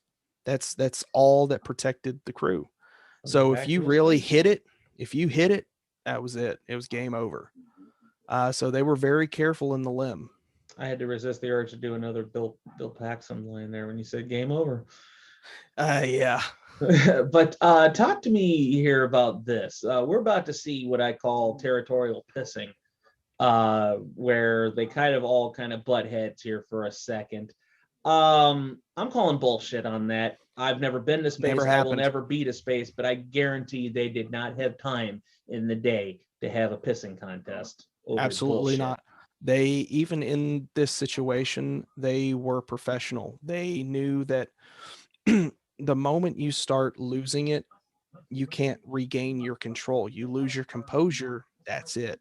They had to remain focused no matter how tired, how cold, how miserable they were. Were they testy? Were they jumpy? Yeah. Lovell did say he's like, it was frustrating at times, but I want to say he at one point for sure he went like 29 hours straight with like no sleep. longer than that, I believe. Yeah, that I definitely can say off the top of my head with certainty. And as you said, it was definitely longer. But shoot, some of us are cranky after about 4 hours with slight inconveniences, like I haven't eaten lunch yet. Now these guys are up there on a crippled ship with absolutely, no power, absolutely would have no not assurance that happened. they're going home, and no sleep. Yeah, unfortunately, Bill Paxton, while he's a great actor, he took a lot of liberties with Fred's character because there wasn't a whole lot to him. There's a line that he says earlier in the movie. It's like, "I'm so hungry I could eat the ass out of a dead rhinoceros." That's not something Fred would have said. He was a more reserved Strikes me as gentleman. stoic. Very much so. Not a lot of unnecessary fluff with guys like that. And, I think you kind of have to be that to be an astronaut in general. You've got to have a good control over your heart rate. And, God forbid a situation like this ever occurs, you certainly don't have time to lose your mind. Yeah. Lovell most certainly being one of those guys that would have not raised his voice and had a temper in this situation. So now we're getting to the part of the film. They started building the filter earlier. They knew that the CO2 levels were rising. The CO2, when you breathe in a space module like this, it doesn't vent out into space. They just scrub the oxygen in the air and they recycle it. And they're running out of filters and capacity here. I saw a documentary where they actually subjected somebody to kind of a similar atmospheric oxygen level for hypoxia. And like within 2 minutes, the guy was having trouble with very basic patterns of remembering. So why they would want that CO2 level to get taken care of as quickly as possible? One, you need oxygen to breathe and live. So there's that. And two, you don't want to run the risk of them doing something stupid due to them just being loopy because of the oxygen deprivation. Because as we've said, they're in a ship that has paper thin walls. One false move and they're goners. So they needed to fix that as quickly as possible. And to this day, this is one of my favorite contraptions I've ever seen made in a movie. And I love it because it's real. Yeah. See, they would have been very aware of the CO2 level ahead of time. The big misconception was that the crew didn't have enough oxygen. No, they actually, in fact, had enough oxygen stored in the service or in the lunar module to survive. That was not the problem. It was getting clean air. And with 3 people breathing in just the lunar module alone, which was designed for 2 people for 2 days, was saturating the filters. And it was a problem they were made aware of very early. And this exact plan was, and NASA engineers, really being the geniuses that they are, duct tape, which that tells you how important it is that duct tape flies to space. Duct tape, it'll fix almost everything except for a broken marriage, This is true. But again, so the instructions were so thought out and laid out that they could read to them what to do, not seeing anything, like no diagram, and be able to put it together exactly how the engineers intended it to be. It was just an absolute amazing thing. I'm wanting to say that they went over the procedure again, and once they had it, they didn't say, all right, we got it, throw a bow on it and send it over to command. No, they went over that a couple of times and made sure that they understood, so they could, because again, time is important here. Well, another thing was they don't have time to flub. Here's an appearance, even though it's not a real cameo in the movie, but that is astronaut Wally Schirra beside Walter Cronkite. Walter Cronkite. But the astronauts were scribbling on areas of the flight plan and anything they could what they needed to do, and would begin the process of assembling it. And here you see Swigert starting to suffer effects of carbon dioxide poisoning. And it was a very real possibility. It's a real thing. And chances are, had they not been aware of it, it would have been a very quick death for them. They would have eventually not known what was going on, blacked out, and that would have been it. Which, depending on if you're, where you're at this point in the, 1970, watching all these events unfold, some would call that a convenient, easy death, as opposed to potentially burning up on reentry or the depressurization of the craft itself and all other forms of just terrible ways to go. I suppose in one sense that might have been the easy way. Yeah, and another myth about the Apollo missions were that crews were given suicide pills in case something happened. That's not a real thing. I also hate that this shot, you could tell, was shot on Earth, because Kevin Bacon was perfectly flat, and you got another person that was just like this. They weren't moving around. So just a little takes you out of the moment for a second. But no, Lovell said that, if they were in that situation where, okay, well, we're not going to get back, they would have kept broadcasting until they ran out of oxygen, or they would have just depressurized the cabin slowly and just went to sleep. Yep.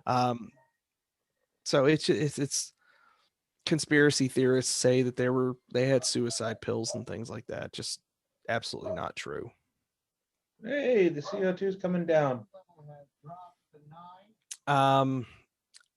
I don't believe it would have dropped that fast, that quickly, but they would have noticed within a moment of probably 10 minutes of the needle dropping. Yeah. So here we got Ken Mattingly in the LEM simulator here, and he's trying to come up with a way to turn everything back on, and just a precise enough way to keep under the 20 volts that they're going to need to do everything. Talk to me about why the 20 volts was the magic number.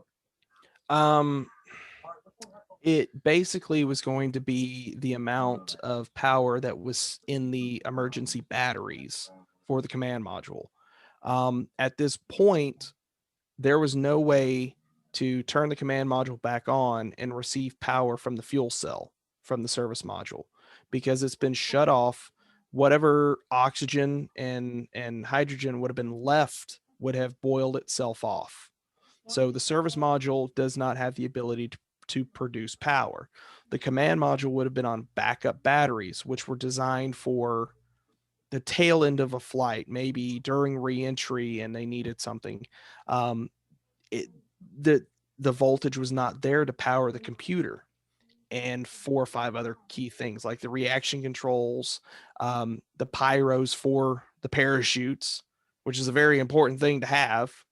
If you're going to land softly, you got to have parachutes. Right. And that was a big concern with them too later on, is did those parachutes freeze up because normally they'll have some semblance of temperature control around them, but for 3 days of being in deep space, cold soaked, you just don't know. Yeah. And so they're coming up with a procedure of what do we need to re-enter?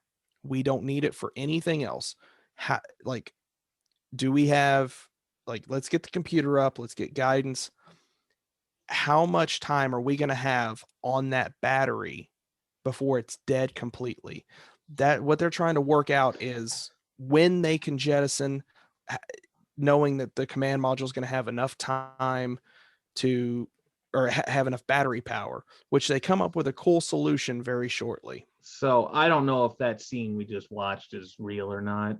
I don't think it is. Granny, but in my heart it is, in my canon, because that is such it clearly reads like a Hollywood scene, but I love it so much. If they can make a washing machine fly, my Jimmy could fly it. Yep. A mother's love is never to be tested. And now we're seeing walkie-talkie batteries start to slowly go and die. Kind of an analogy for what's going on with the spaceship. They're running out of power. They're running short on sleep. Fred is starting to show some signs and symptoms of something going on. What's going on with our boy Fred here? It's believed he had a urinary tract infection, kidney infection, just from being very cold and dehydrated. I mean, unfortunately, it's just the circumstances of what's going on. Okay, so while I absolutely believe that they were under a tremendous amount of stress at all times and did not know anything close to the word of peace, I don't see them tearing off their life monitors there. No, this is a little bit of Hollywood fiction. I do believe there was medical mutiny. I feel like I remember reading somewhere that they shut them off, but they did not remove them. Just something they wouldn't have done.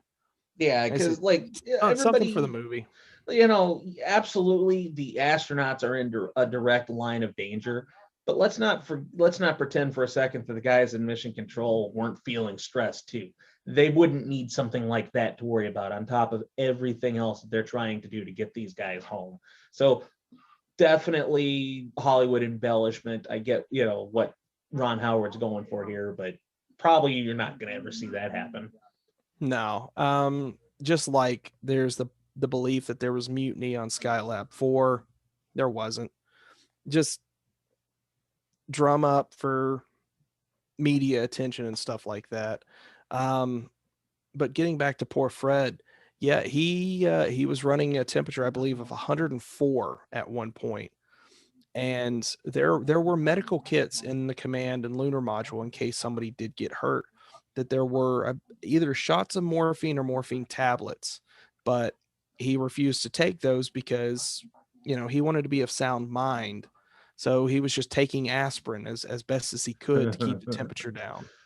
So we just saw a scene where they're talking about their approach being a little shallow on entry, and they weren't at the time. At that point, I believe they didn't know why.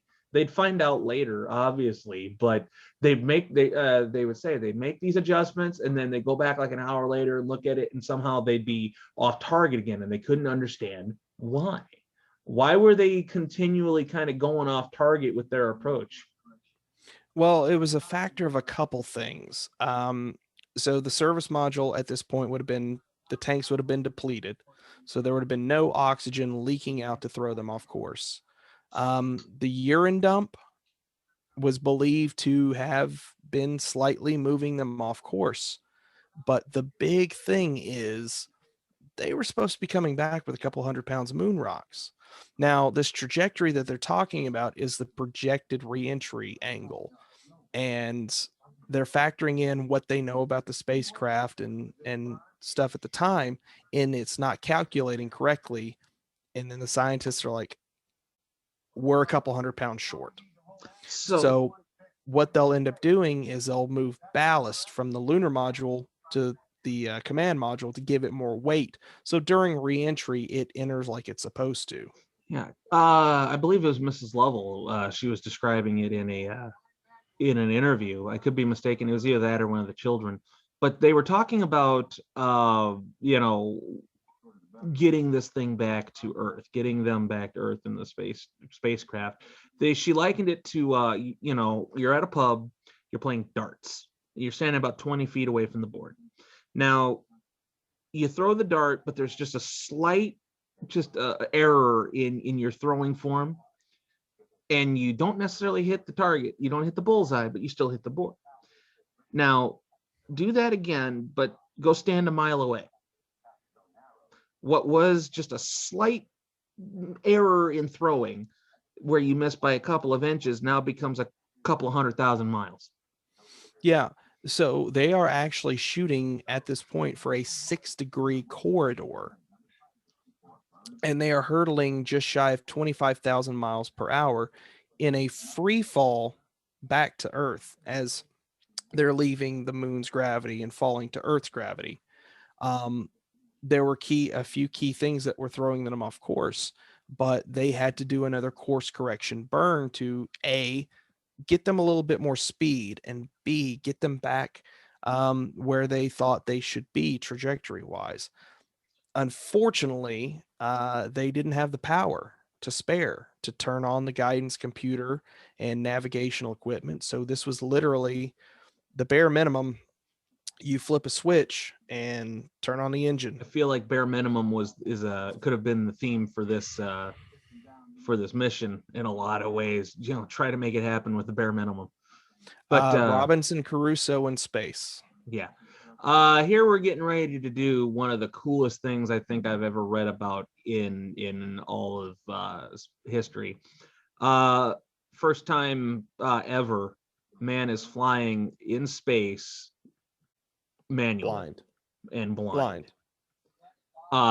It's not like in Star Wars where Han Solo is just flying through an asteroid field with a joystick. There's a lot more to flying in space than the average person will ever know. But here, it's really tricky because they've got a crippled ship that is not going to operate properly. And here we go. And they're trying to get onto the terminus of Earth and try to lock that in so they can get a better trajectory home.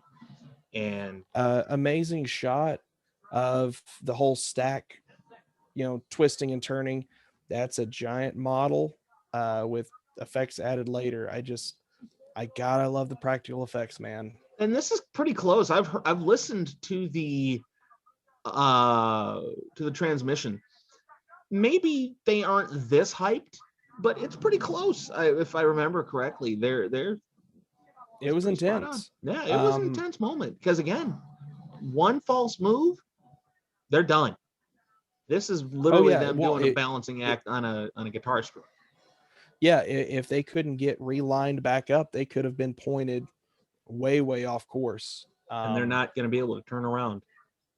No, because unfortunately the lunar module was designed to land on the moon. So there's only so much fuel in it because it was not designed to be close to empty at landing. So if they had to abort, when it would tumble away, the explosion wouldn't come up and hit the ascent module. So they would have not had a lot of fuel to do this more than just a couple times. They would have pretty much depleted what remaining fuel they had in the descent stage. I cannot imagine what would be going through Mrs. Lovell's mind at this point. You've got to feel so terrifying. Helpless.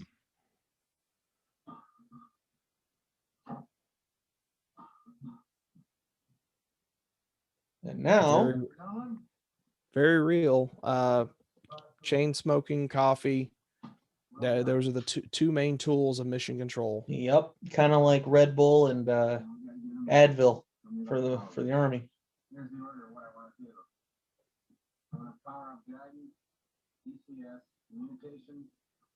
And this is where the big aha moment of where do we get this extra power from?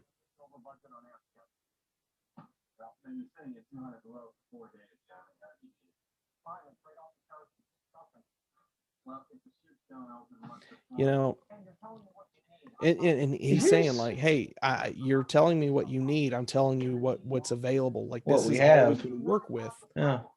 And it's amazing because like, again, sometimes the best solution is the easiest one that you don't think of. I'm in awe because here's the thing I was thinking about today. Like they're intending on splashing down in the Pacific.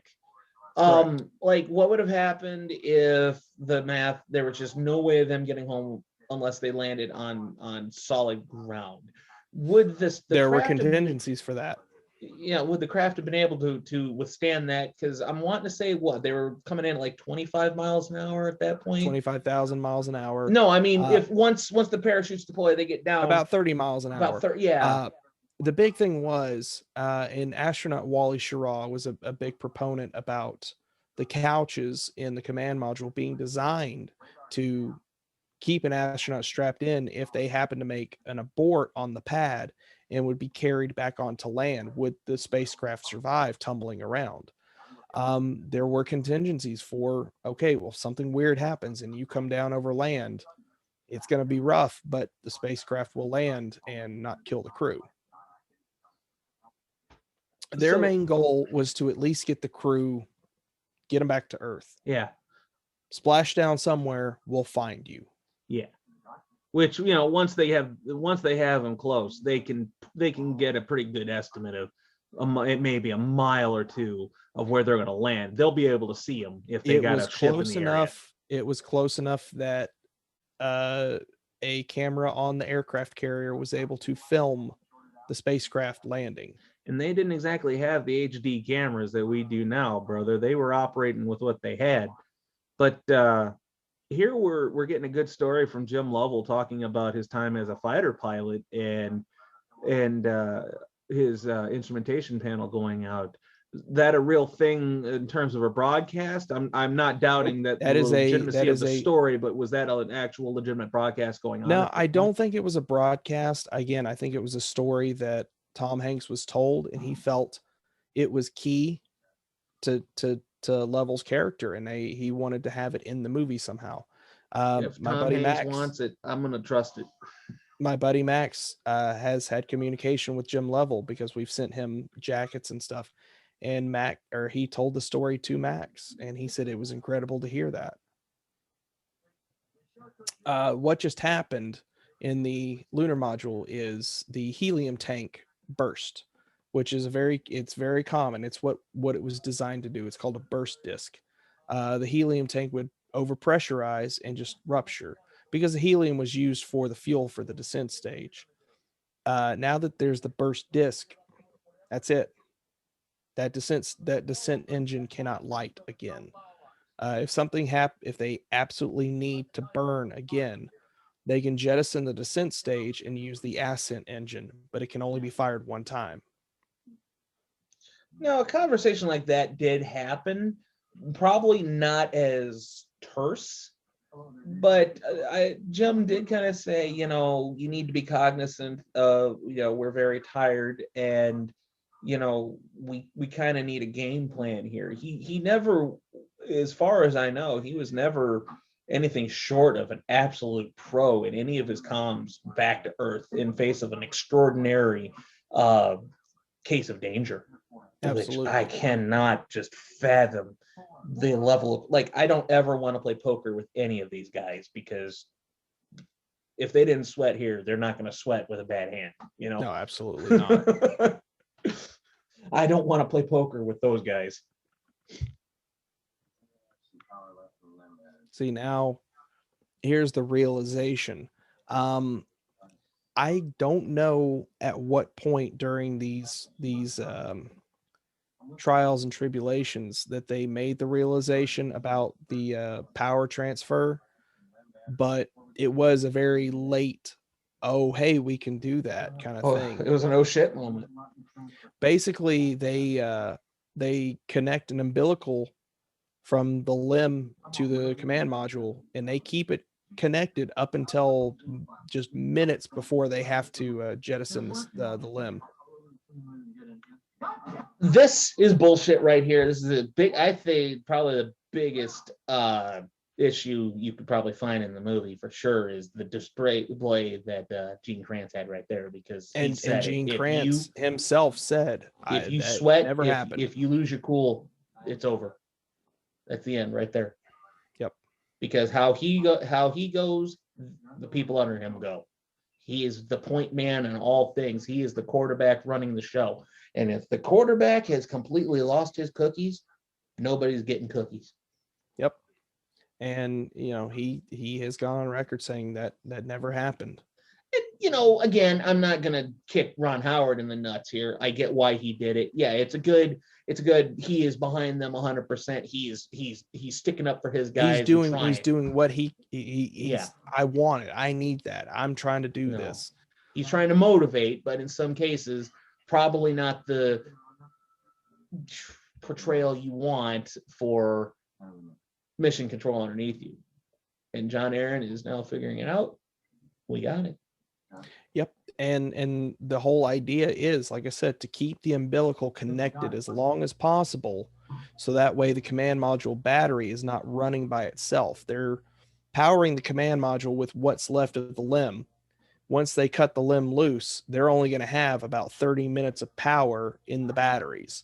So Make the when most they of it. jettison the limb, they are coming in.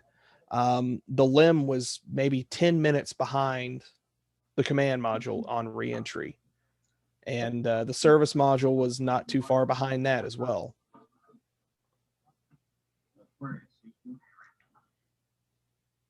Yeah, we read you, Ken. Are the flowers blooming in Houston?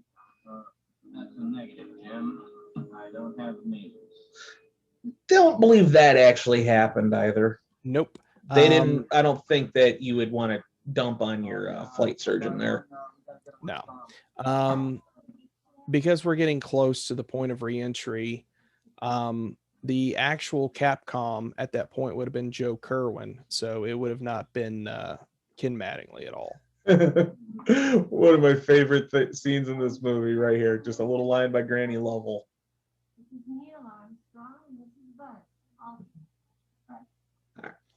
You know, for somebody in the space program too.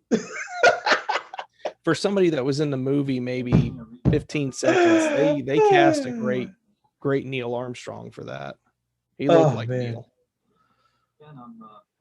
So now they're passing up the procedures here of how to power Aquarius back up and get everything going, so they can try to make a safe re-entry back to Earth. Again, you're talking about the world's hardest trigonometry test. Good God, trigonometry plus With, some. You know, with a pack of hungry whatever the hell you want to put in this narration chasing you. No pressure. You know, the Ricky Bobby thing, you're driving 100 miles an hour down a track with an angry tiger sitting shotgun, you know? Yeah. What's the word on these things? Shorting out. And that is a good sense of fear here by Swaggart, because by this point there is condensation building up inside the yeah module. And thankfully, because of the Apollo 1 fire, the wiring was insulated a lot more properly in case of certain situations. You know, a small fire, it's not going to jump to anything else, or you know, if something gets in the control panel liquid wise, it's not going to short it out. And here they're talking again about their shallow trajectory. As you said, they were supposed to have a couple 100 pounds of moon rocks toted in the trunk with them, and you know, they're not. So now they got to move stuff from one end of the ship to the other to kind of make that happen. Yeah, this just amazes me though, that a group of some 60 odd people and 3 astronauts in a flying coffin were able to pull this off.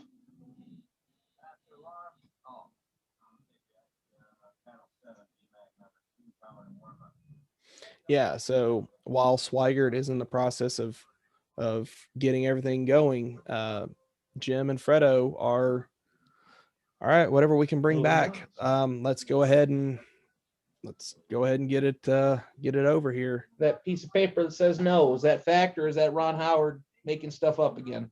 It's fact, because Swaggart felt as though, because he was in such a tired state, sleep deprived, cold, hungry, thirsty, he wanted to make sure that he didn't accidentally flip the switch for the lunar module whenever they needed to jettison the service module. So this scene has always fascinated me. The scenes here with Lovell's son at the prep school, military prep school. Told a fun story about laughing in the face of his physics teacher, because his physics teacher said it's fine, it doesn't matter because it's all fake anyway. And Lovell's son just looked at him and goes, "And you're a physics teacher." I've never heard that. I need to see whatever documentary you heard that one from. It's that BBC one I told you about the other day that you said you'd listen to. I listened to some of it. I didn't listen to all of it. Yeah. Just the intense scene of Mission Control. The little bit of fact is, if they really wanted the ambiance of Mission Control, it would have been hazy from all the cigarette smoke. Well, I feel like you really can't show that straightforward replication. Otherwise, you don't get a clear camera shot. No. Here, you're wanting reaction shots here, and Back up, Ken. I'll bet you do. Yeah, so like I said, unfortunately, Ken Mattingly would have not been Capcom. He would have not been communicating to. I don't think he communicated to the crew, except for a few small instances. because the Capcom would be generally the only one that would be able to speak up to the shuttle. The only person to communicate to the crew is Capcom, which is the capsule communicator. Even in the shuttle eras, it was still called Capcom. And that's to keep the line of communication from getting too garbled from too many voices in the room. Well, not only that, it's an astronaut. It's somebody that the crew's familiar with, understands their voice, their tone. And here we are. We're cutting loose of the LEM. Nope, the service module. Not the LEM, the service module. God bless it. I apologize. I swear to you folks, I did a lot of prep work on this, and just a long day is causing me to have a lot of brain farts. But here they're taking a look at the damage. And look at that, man. How close is that to the actual pictures? Pretty close. Unfortunately, there was not a lot of pictures taken. It did not rotate over as close to them as they would have liked. It was further out, but they took as many pictures as they could of it, because just so that way they could say, okay, this is what we could see. Let's try to figure out from briefly, this, what could have happened. I want to touch on, there might be some that are looking at this situation and be like, "Oh, how come they didn't get out there with a tether and go survey the damage? They probably could have come up with a thing faster." Well, Jesse, you could probably answer this. When was the first lunar walk or spacewalk, shall we say? Yeah, where they're out in space with the tether kind of just bouncing around. When did that first happen?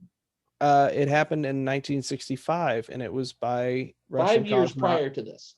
Alexei Leonov, and he unfortunately had issues getting back in because his suit ballooned up and he couldn't get a grip of anything and was almost tumbling out in space.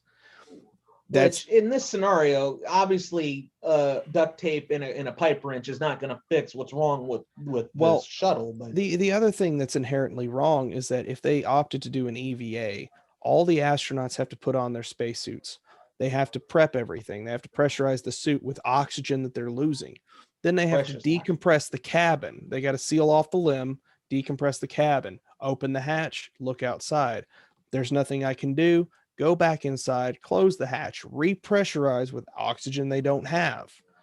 It would have just, it would have been, you would have killed the crew in 2 hours at that point. So in theory, in essence, that's why they were very much dead in the water, and they kind of had to use laws of physics and nature to get themselves back down. Sir Isaac Newton is in the driving wheel. Yeah, driver's seat. We saw briefly there the mission panel there that you would see some astronauts leave on the surface of your camera kind of shifted. Oh shoot. But anyway, as I was saying, who's got that plaque? I believe it's in a museum. It's in a museum. I believe that plaque came back because the intention was the plaque that's on the limb leg said Lovell, Hayes, and Mattingly. So during their EVA, they were going to place the plaque over it that had Swigert's name on it. Yeah. Like I said, I believe the plaque made its way back. I don't know. I believe it's in a museum. So we're pretty much to a point where, again, pulling back the curtain, we had about 20 minutes. We were right here. Yeah, when we stopped. We had 20 minutes left in this thing, and just for whatever reason. So we are officially in virgin territory. We admittedly did some reruns of some stuff from the first take, but God, look at that. And I can't imagine being in a situation, I don't know that a scene like this naturally happened where they're both looking up at the same time, trying to do the 200,000 mile lovers viewpoint, but I can't imagine being on an approach like that and just looking at the Earth, and it'd be breathtaking. I can only imagine. Yeah, every astronaut that's made their first flight up said it's just something they look forward to, is the view. So I will touch on something else I probably should have brought up about the temperature thing. It gets asked a lot why the astronauts didn't don their spacesuits. And it's quite simply because the spacesuits were designed not for heat. They expected during an EVA, an astronaut's going to build up a lot of heat and condensation because it's a rubber suit. And they would have had liquid cooled garments to cool them off. There's no way to heat yourself in the spacesuit. So they would have just put on rubber suits and sweated. Made matters worse. Just made things way worse. So they could have donned their spacesuits if they were running low on oxygen as a last resort. Last resort. But thankfully it didn't get to that point. But we're getting ready to re-enter. At what point? Obviously now we're to the point where little inaccuracy. The docking probe, this little pointy thing at the top, they would have not put that back in place to jettison. They would have just stowed it in the under the seats. Gotcha. Now, Go ahead. So what really helped them jettison the limb to make sure they got away from it, because there's no thrusters on the command module to push it. It's an escape pod, folks. They depressurized the limb a little bit and left a little bit of air in it, so it would be like a little. So it was like as soon as they go for the separation, it's like a little pop gun. It would push it away from them. Just a little bit of separation, just to get them out there. Yep. At what point, the USS Iwo Jima, at what point did as they're talking about it now, is it real time here? When were they first concerned that the heat shield may have been compromised? Within hours of the accident. All right. So here it's a little bit of narrative leniency, because they don't want to throw too much at you at once and then have nothing for the finish. Basically, the movie is just like, we're going to cross that bridge when we get to it. Let's to a degree. I mean, that seems like a real world scenario. Anyways, what are you going to do? What good does it do to worry about the heat shield, way back here when it's not coming into play until way over here? Yeah. At this point, they're just going to be like, well, if they die, they at least died coming home. They're not going to be tumbling. They're not going to be tumbling out in space. Yeah, they did everything they could to try to get it back to home. Now it's out of their hands. They did everything they feasibly could think of to get that capsule back towards Earth into its gravity field and try to get them home. So here's really where the pressure cooker, no pun intended, really starts to heat up. I'm sure every one of them, no matter how calm on the outside they may have looked, inside they had pterodactyls flying around in their stomach. Oh yeah, because they're getting to this point where, okay, everything that we've done, everything that we've worked so hard to do is going to come down to the next 3 minutes. And we of course will see in just a couple moments. The reentry lasts a lot longer because they shallowed up a little bit. Yep, I was going to hit on that when it happened. That's the reason for the prolonged comms blackout that they experienced. Is they were expecting them, at point B, but really they weren't able to send out communications until point C. Yeah, because of the trajectory of their angle, they came in a little bit more like this than like that. So the main thing is, when the capsule's re-entering, you're obviously going to have the blunt side down. The reaction control thrusters are going to rotate the capsule as it's re-entering and put it in a spin. And by doing that, it will do this. It'll kind of come in a parabolic arc. And it kind of did it there, but not much. Yeah, the movie shows it just coming straight down, which it doesn't happen. What it does is it comes up, breaks a little bit of speed, breaks a little bit of heat, comes back down. So you're doing this little wave coming down, so you're not subjecting them to high G loads. But Right. because of how shallow it was, their arcs were a little bit higher, so it was taking them a little bit longer to get through the atmosphere. And like I said, mind you, the capsule is spinning. They're That dissipating heat. is, you know, I don't know, for you roller coaster nuts out there, that's just not a drop you can pay me to take. I'm sorry, I'm a coward. I don't like falling from heights, and now you're falling I from think galaxies. You know, I think the G load was about 9 to 10 Gs. no thanks, I'm good. I'm really good. And it's hitting you. You're going backwards, so you're feeling it pushing you out of your seat. Yep. But yeah, they're coming down. The Fast and capsule's heavy. making its maneuvers, and like I said, And- because they're a little shallow, that's what ultimately makes the blackout last a little bit longer. It's just such an amazing. And so another little inaccuracy here is mission control itself was just absolutely full at this point. Yep. And Walter, I'm assuming that's the voice of Walter Cronkite there. I couldn't. Yeah, catch it. he actually re-recorded a lot of stuff for this movie. He does a great job of setting the stage here. Was it just like this in terms of the broadcast? You know, everybody in the world was glued to a television. This was probably one of the most watched moments in world history. All right. Now, this is where they're expecting to reacquire communication, but as we said, their angle to come back was a bit more shallow than they'd anticipated, so they will be out of communication for just a little while longer. And I can't imagine the terror going through people, especially the Lovell household, the Hayes household.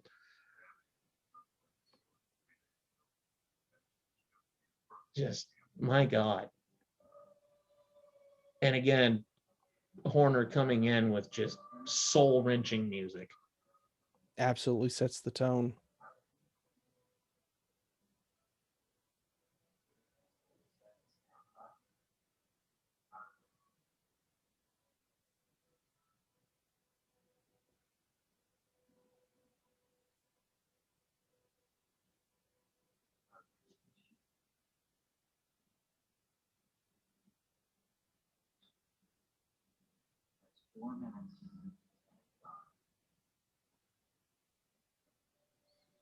And this That is moment always gets me right there. The true emotions, like they're starting to figure, oh, okay, we don't want to accept this, but we may have lost them. And just such a gut-wrenching feeling.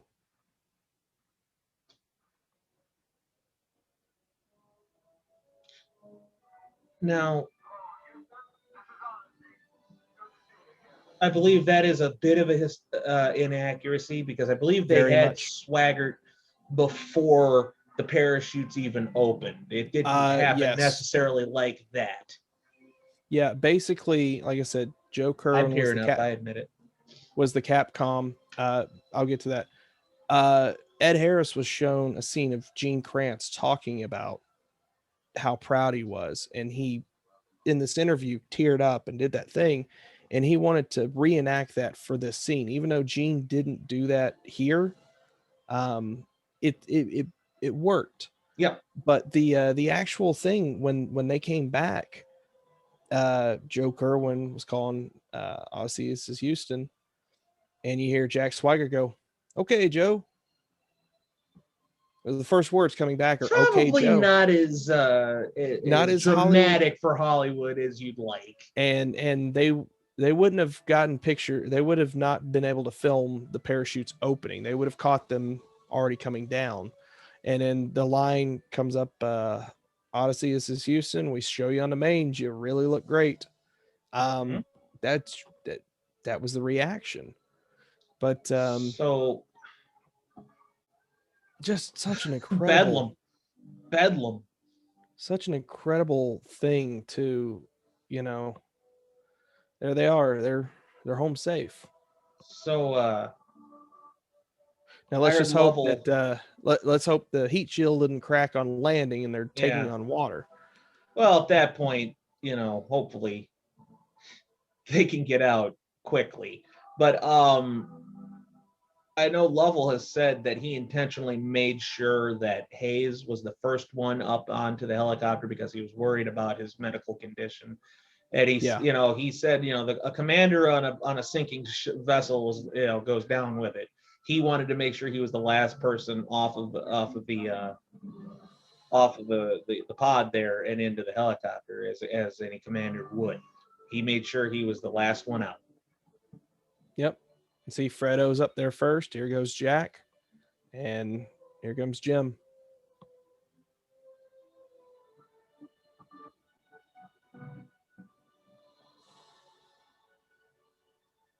Just like I said, such. So you can see the ring on Lovell's hand. That's Yep. I think at that point that's a replica, but yeah, there were a couple I scenes don't where think it they're was going to the put that real out ring. over open water. Yeah. Well, it was a Hollywood set, but Yeah. and true to form, here they come. So Jesse, would you go any type of a trip with Tom Hanks at this point? Never.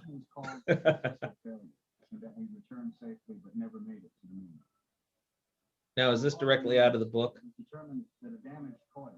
I don't remember the tail end of the book, so I don't remember for sure. But we're getting ready to see the actual Jim Lovell in just a moment. Point him out. Oh, it'll be obvious. Fred Hayes was going back to the moon on Apollo 18, but his mission was canceled because of budget cuts. He never flew in space again. Nor did Jack Swigert, who left the astronaut corps and was elected to Congress from the state of Colorado. But he died of cancer before he was able to take office. Tim Mattingly orbited the moon. Well, it'll be coming up in just a second. But yeah, true. Cigars were passed around. Oh yeah. Now it's starting to look like the real Mission Control. Uh-huh. Shout out to Ron Howard's brother here for playing the brains behind it. The captain saluting is Mr. James Lovell himself. Once a Navy man, always a Navy man. They actually, Ron Howard wanted him to play the admiral, and he said, well, I wasn't an admiral. I was a captain in the Navy. I'll be more than happy to play the captain of the ship. And there you go. That is Jim in his naval uniform giving the salute to Tom Hanks. For a job well done. Just, what can you say at this point? I mean, like, again, this isn't just a Hollywood movie that somebody wrote on a napkin an idea for in a diner somewhere. This really happened. And I absolutely love that the score that happened. This score that's playing here is just it's full of the human spirit. Man. I love it. So there we have it, sports fans. That is the tale of Aquarius, the Odyssey, Apollo 13. Jesse, any last thoughts on what we watched, man, and what we went through? This was a treasure for me. Yeah, and we're coming up on what would be was it 51st anniversary? 61st? It will be when this is dropped. Yeah, because I'm bad. I'm bad with math, so it would have been if it's 70 and it's 2021. Do the math. 51 years. Yes. Yep. I've had a very, very long day.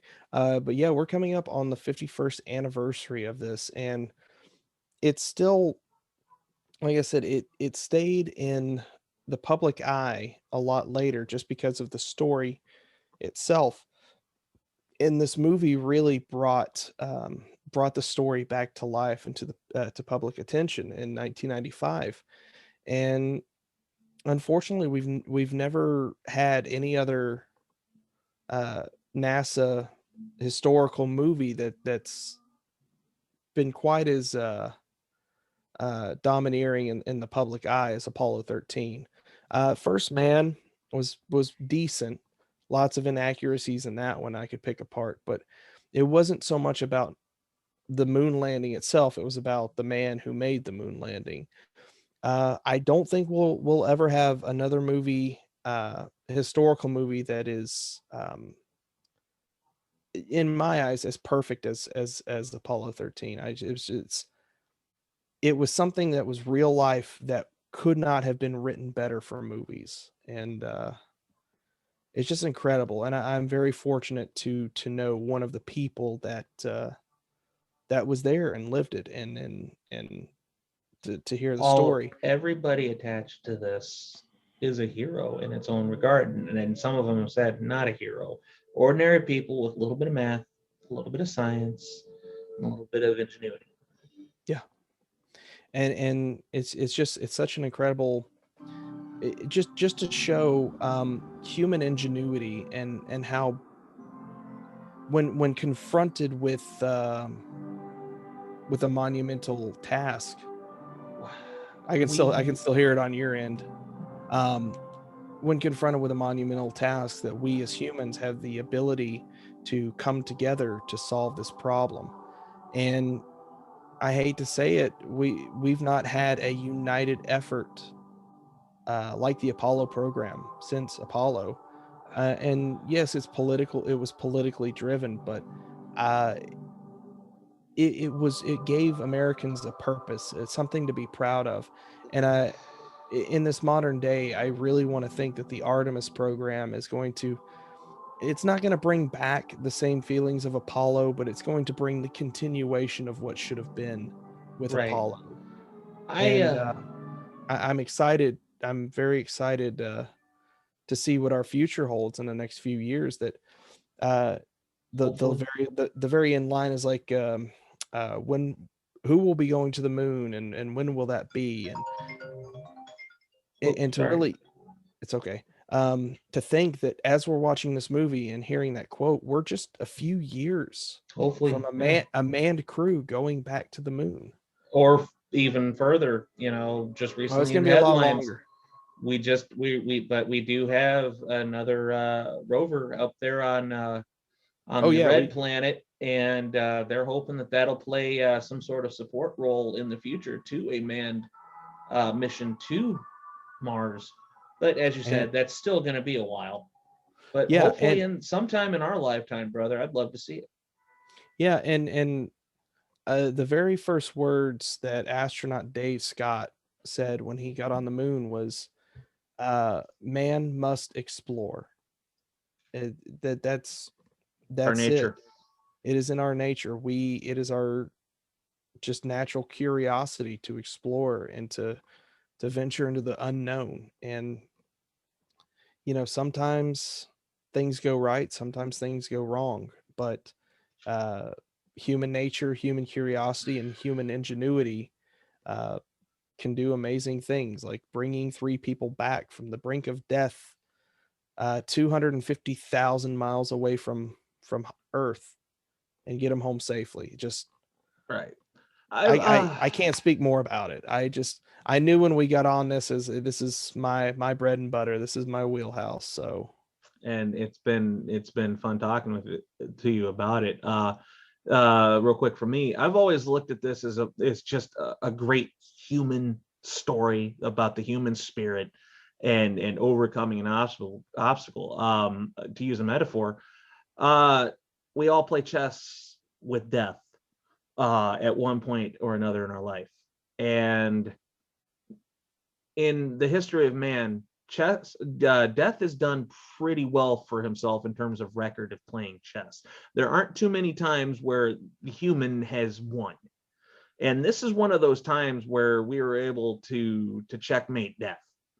And that just the absolute human triumph of this story and the ability to overcome this story just deserves to be told over and over again, because every time you tell it, you're going to find just that little bit of nugget of information that you didn't know the last time Oh, you heard the story. And absolutely. I cannot recommend enough Jim Lovell's book. I can't recommend enough that you, the viewer, the listener, go back and do your own research onto this, because man, it is a rabbit hole of information. Go to your local library, go on Google, go on NASA's website and do the exploring for yourself. It is such a treasure trove of information. Jesse, any closing remarks before we get out of here? No, I just simply want to say that anybody that does watch this and actually decides to watch along with us, I really hope that you enjoyed our insight and our discussions. There's a lot more that I could have talked about. If we've been able to pause the movie 30 or 40 times, I could have pointed out more stuff, but I just wanted to talk about the story. And I really hope that our listeners and viewers appreciate it. This is a big part of my life, being a NASA person. This is Everybody knows me as Jesse the Ref, this guy, but you're getting to see Jesse Fields, the NASA person, and I really am very appreciative that you wanted to do this. Of course, brother. It's a thing that's near and dear to my heart, and I just I really appreciate it. And I like I said, I can't keep reiterating this enough. I hope people enjoy it. Hearing me talk for 2.5 hours almost. So Well, with that being said, this will mark the end of one of our first specials we ever have done. We talked about doing it for a long time. I'm glad we finally got around to doing it. I'm not entirely 100% convinced that we won't go back and try to end the other version, just so we can have the clean version and the original version, so you can see all the fun we had. Maybe someday we'll go back and try again down the line as a memory piece. But for now, we will turn our sights to another special project of ours that you will see when you see this. It will actually be dropping later on. What will be this week, we're going to be talking about Titanic. So that is a topic obviously for another day, but until then, this is probably the part where I say, hey Jesse, any last words? Not sure if it's appropriate. Actually, you to know what? No. follow this one. You know what? We're gonna do it right this time. I am Jeremy the Ref with your end of the day safety briefing. Do not add to the population. Do not subtract from the population. Do not be the reason why we have a safety briefing with the commander on Monday. And I'm Jesse the Ref, and from the crew of Pop Goes the Zebra, we want to wish everyone back on Earth a pleasant evening.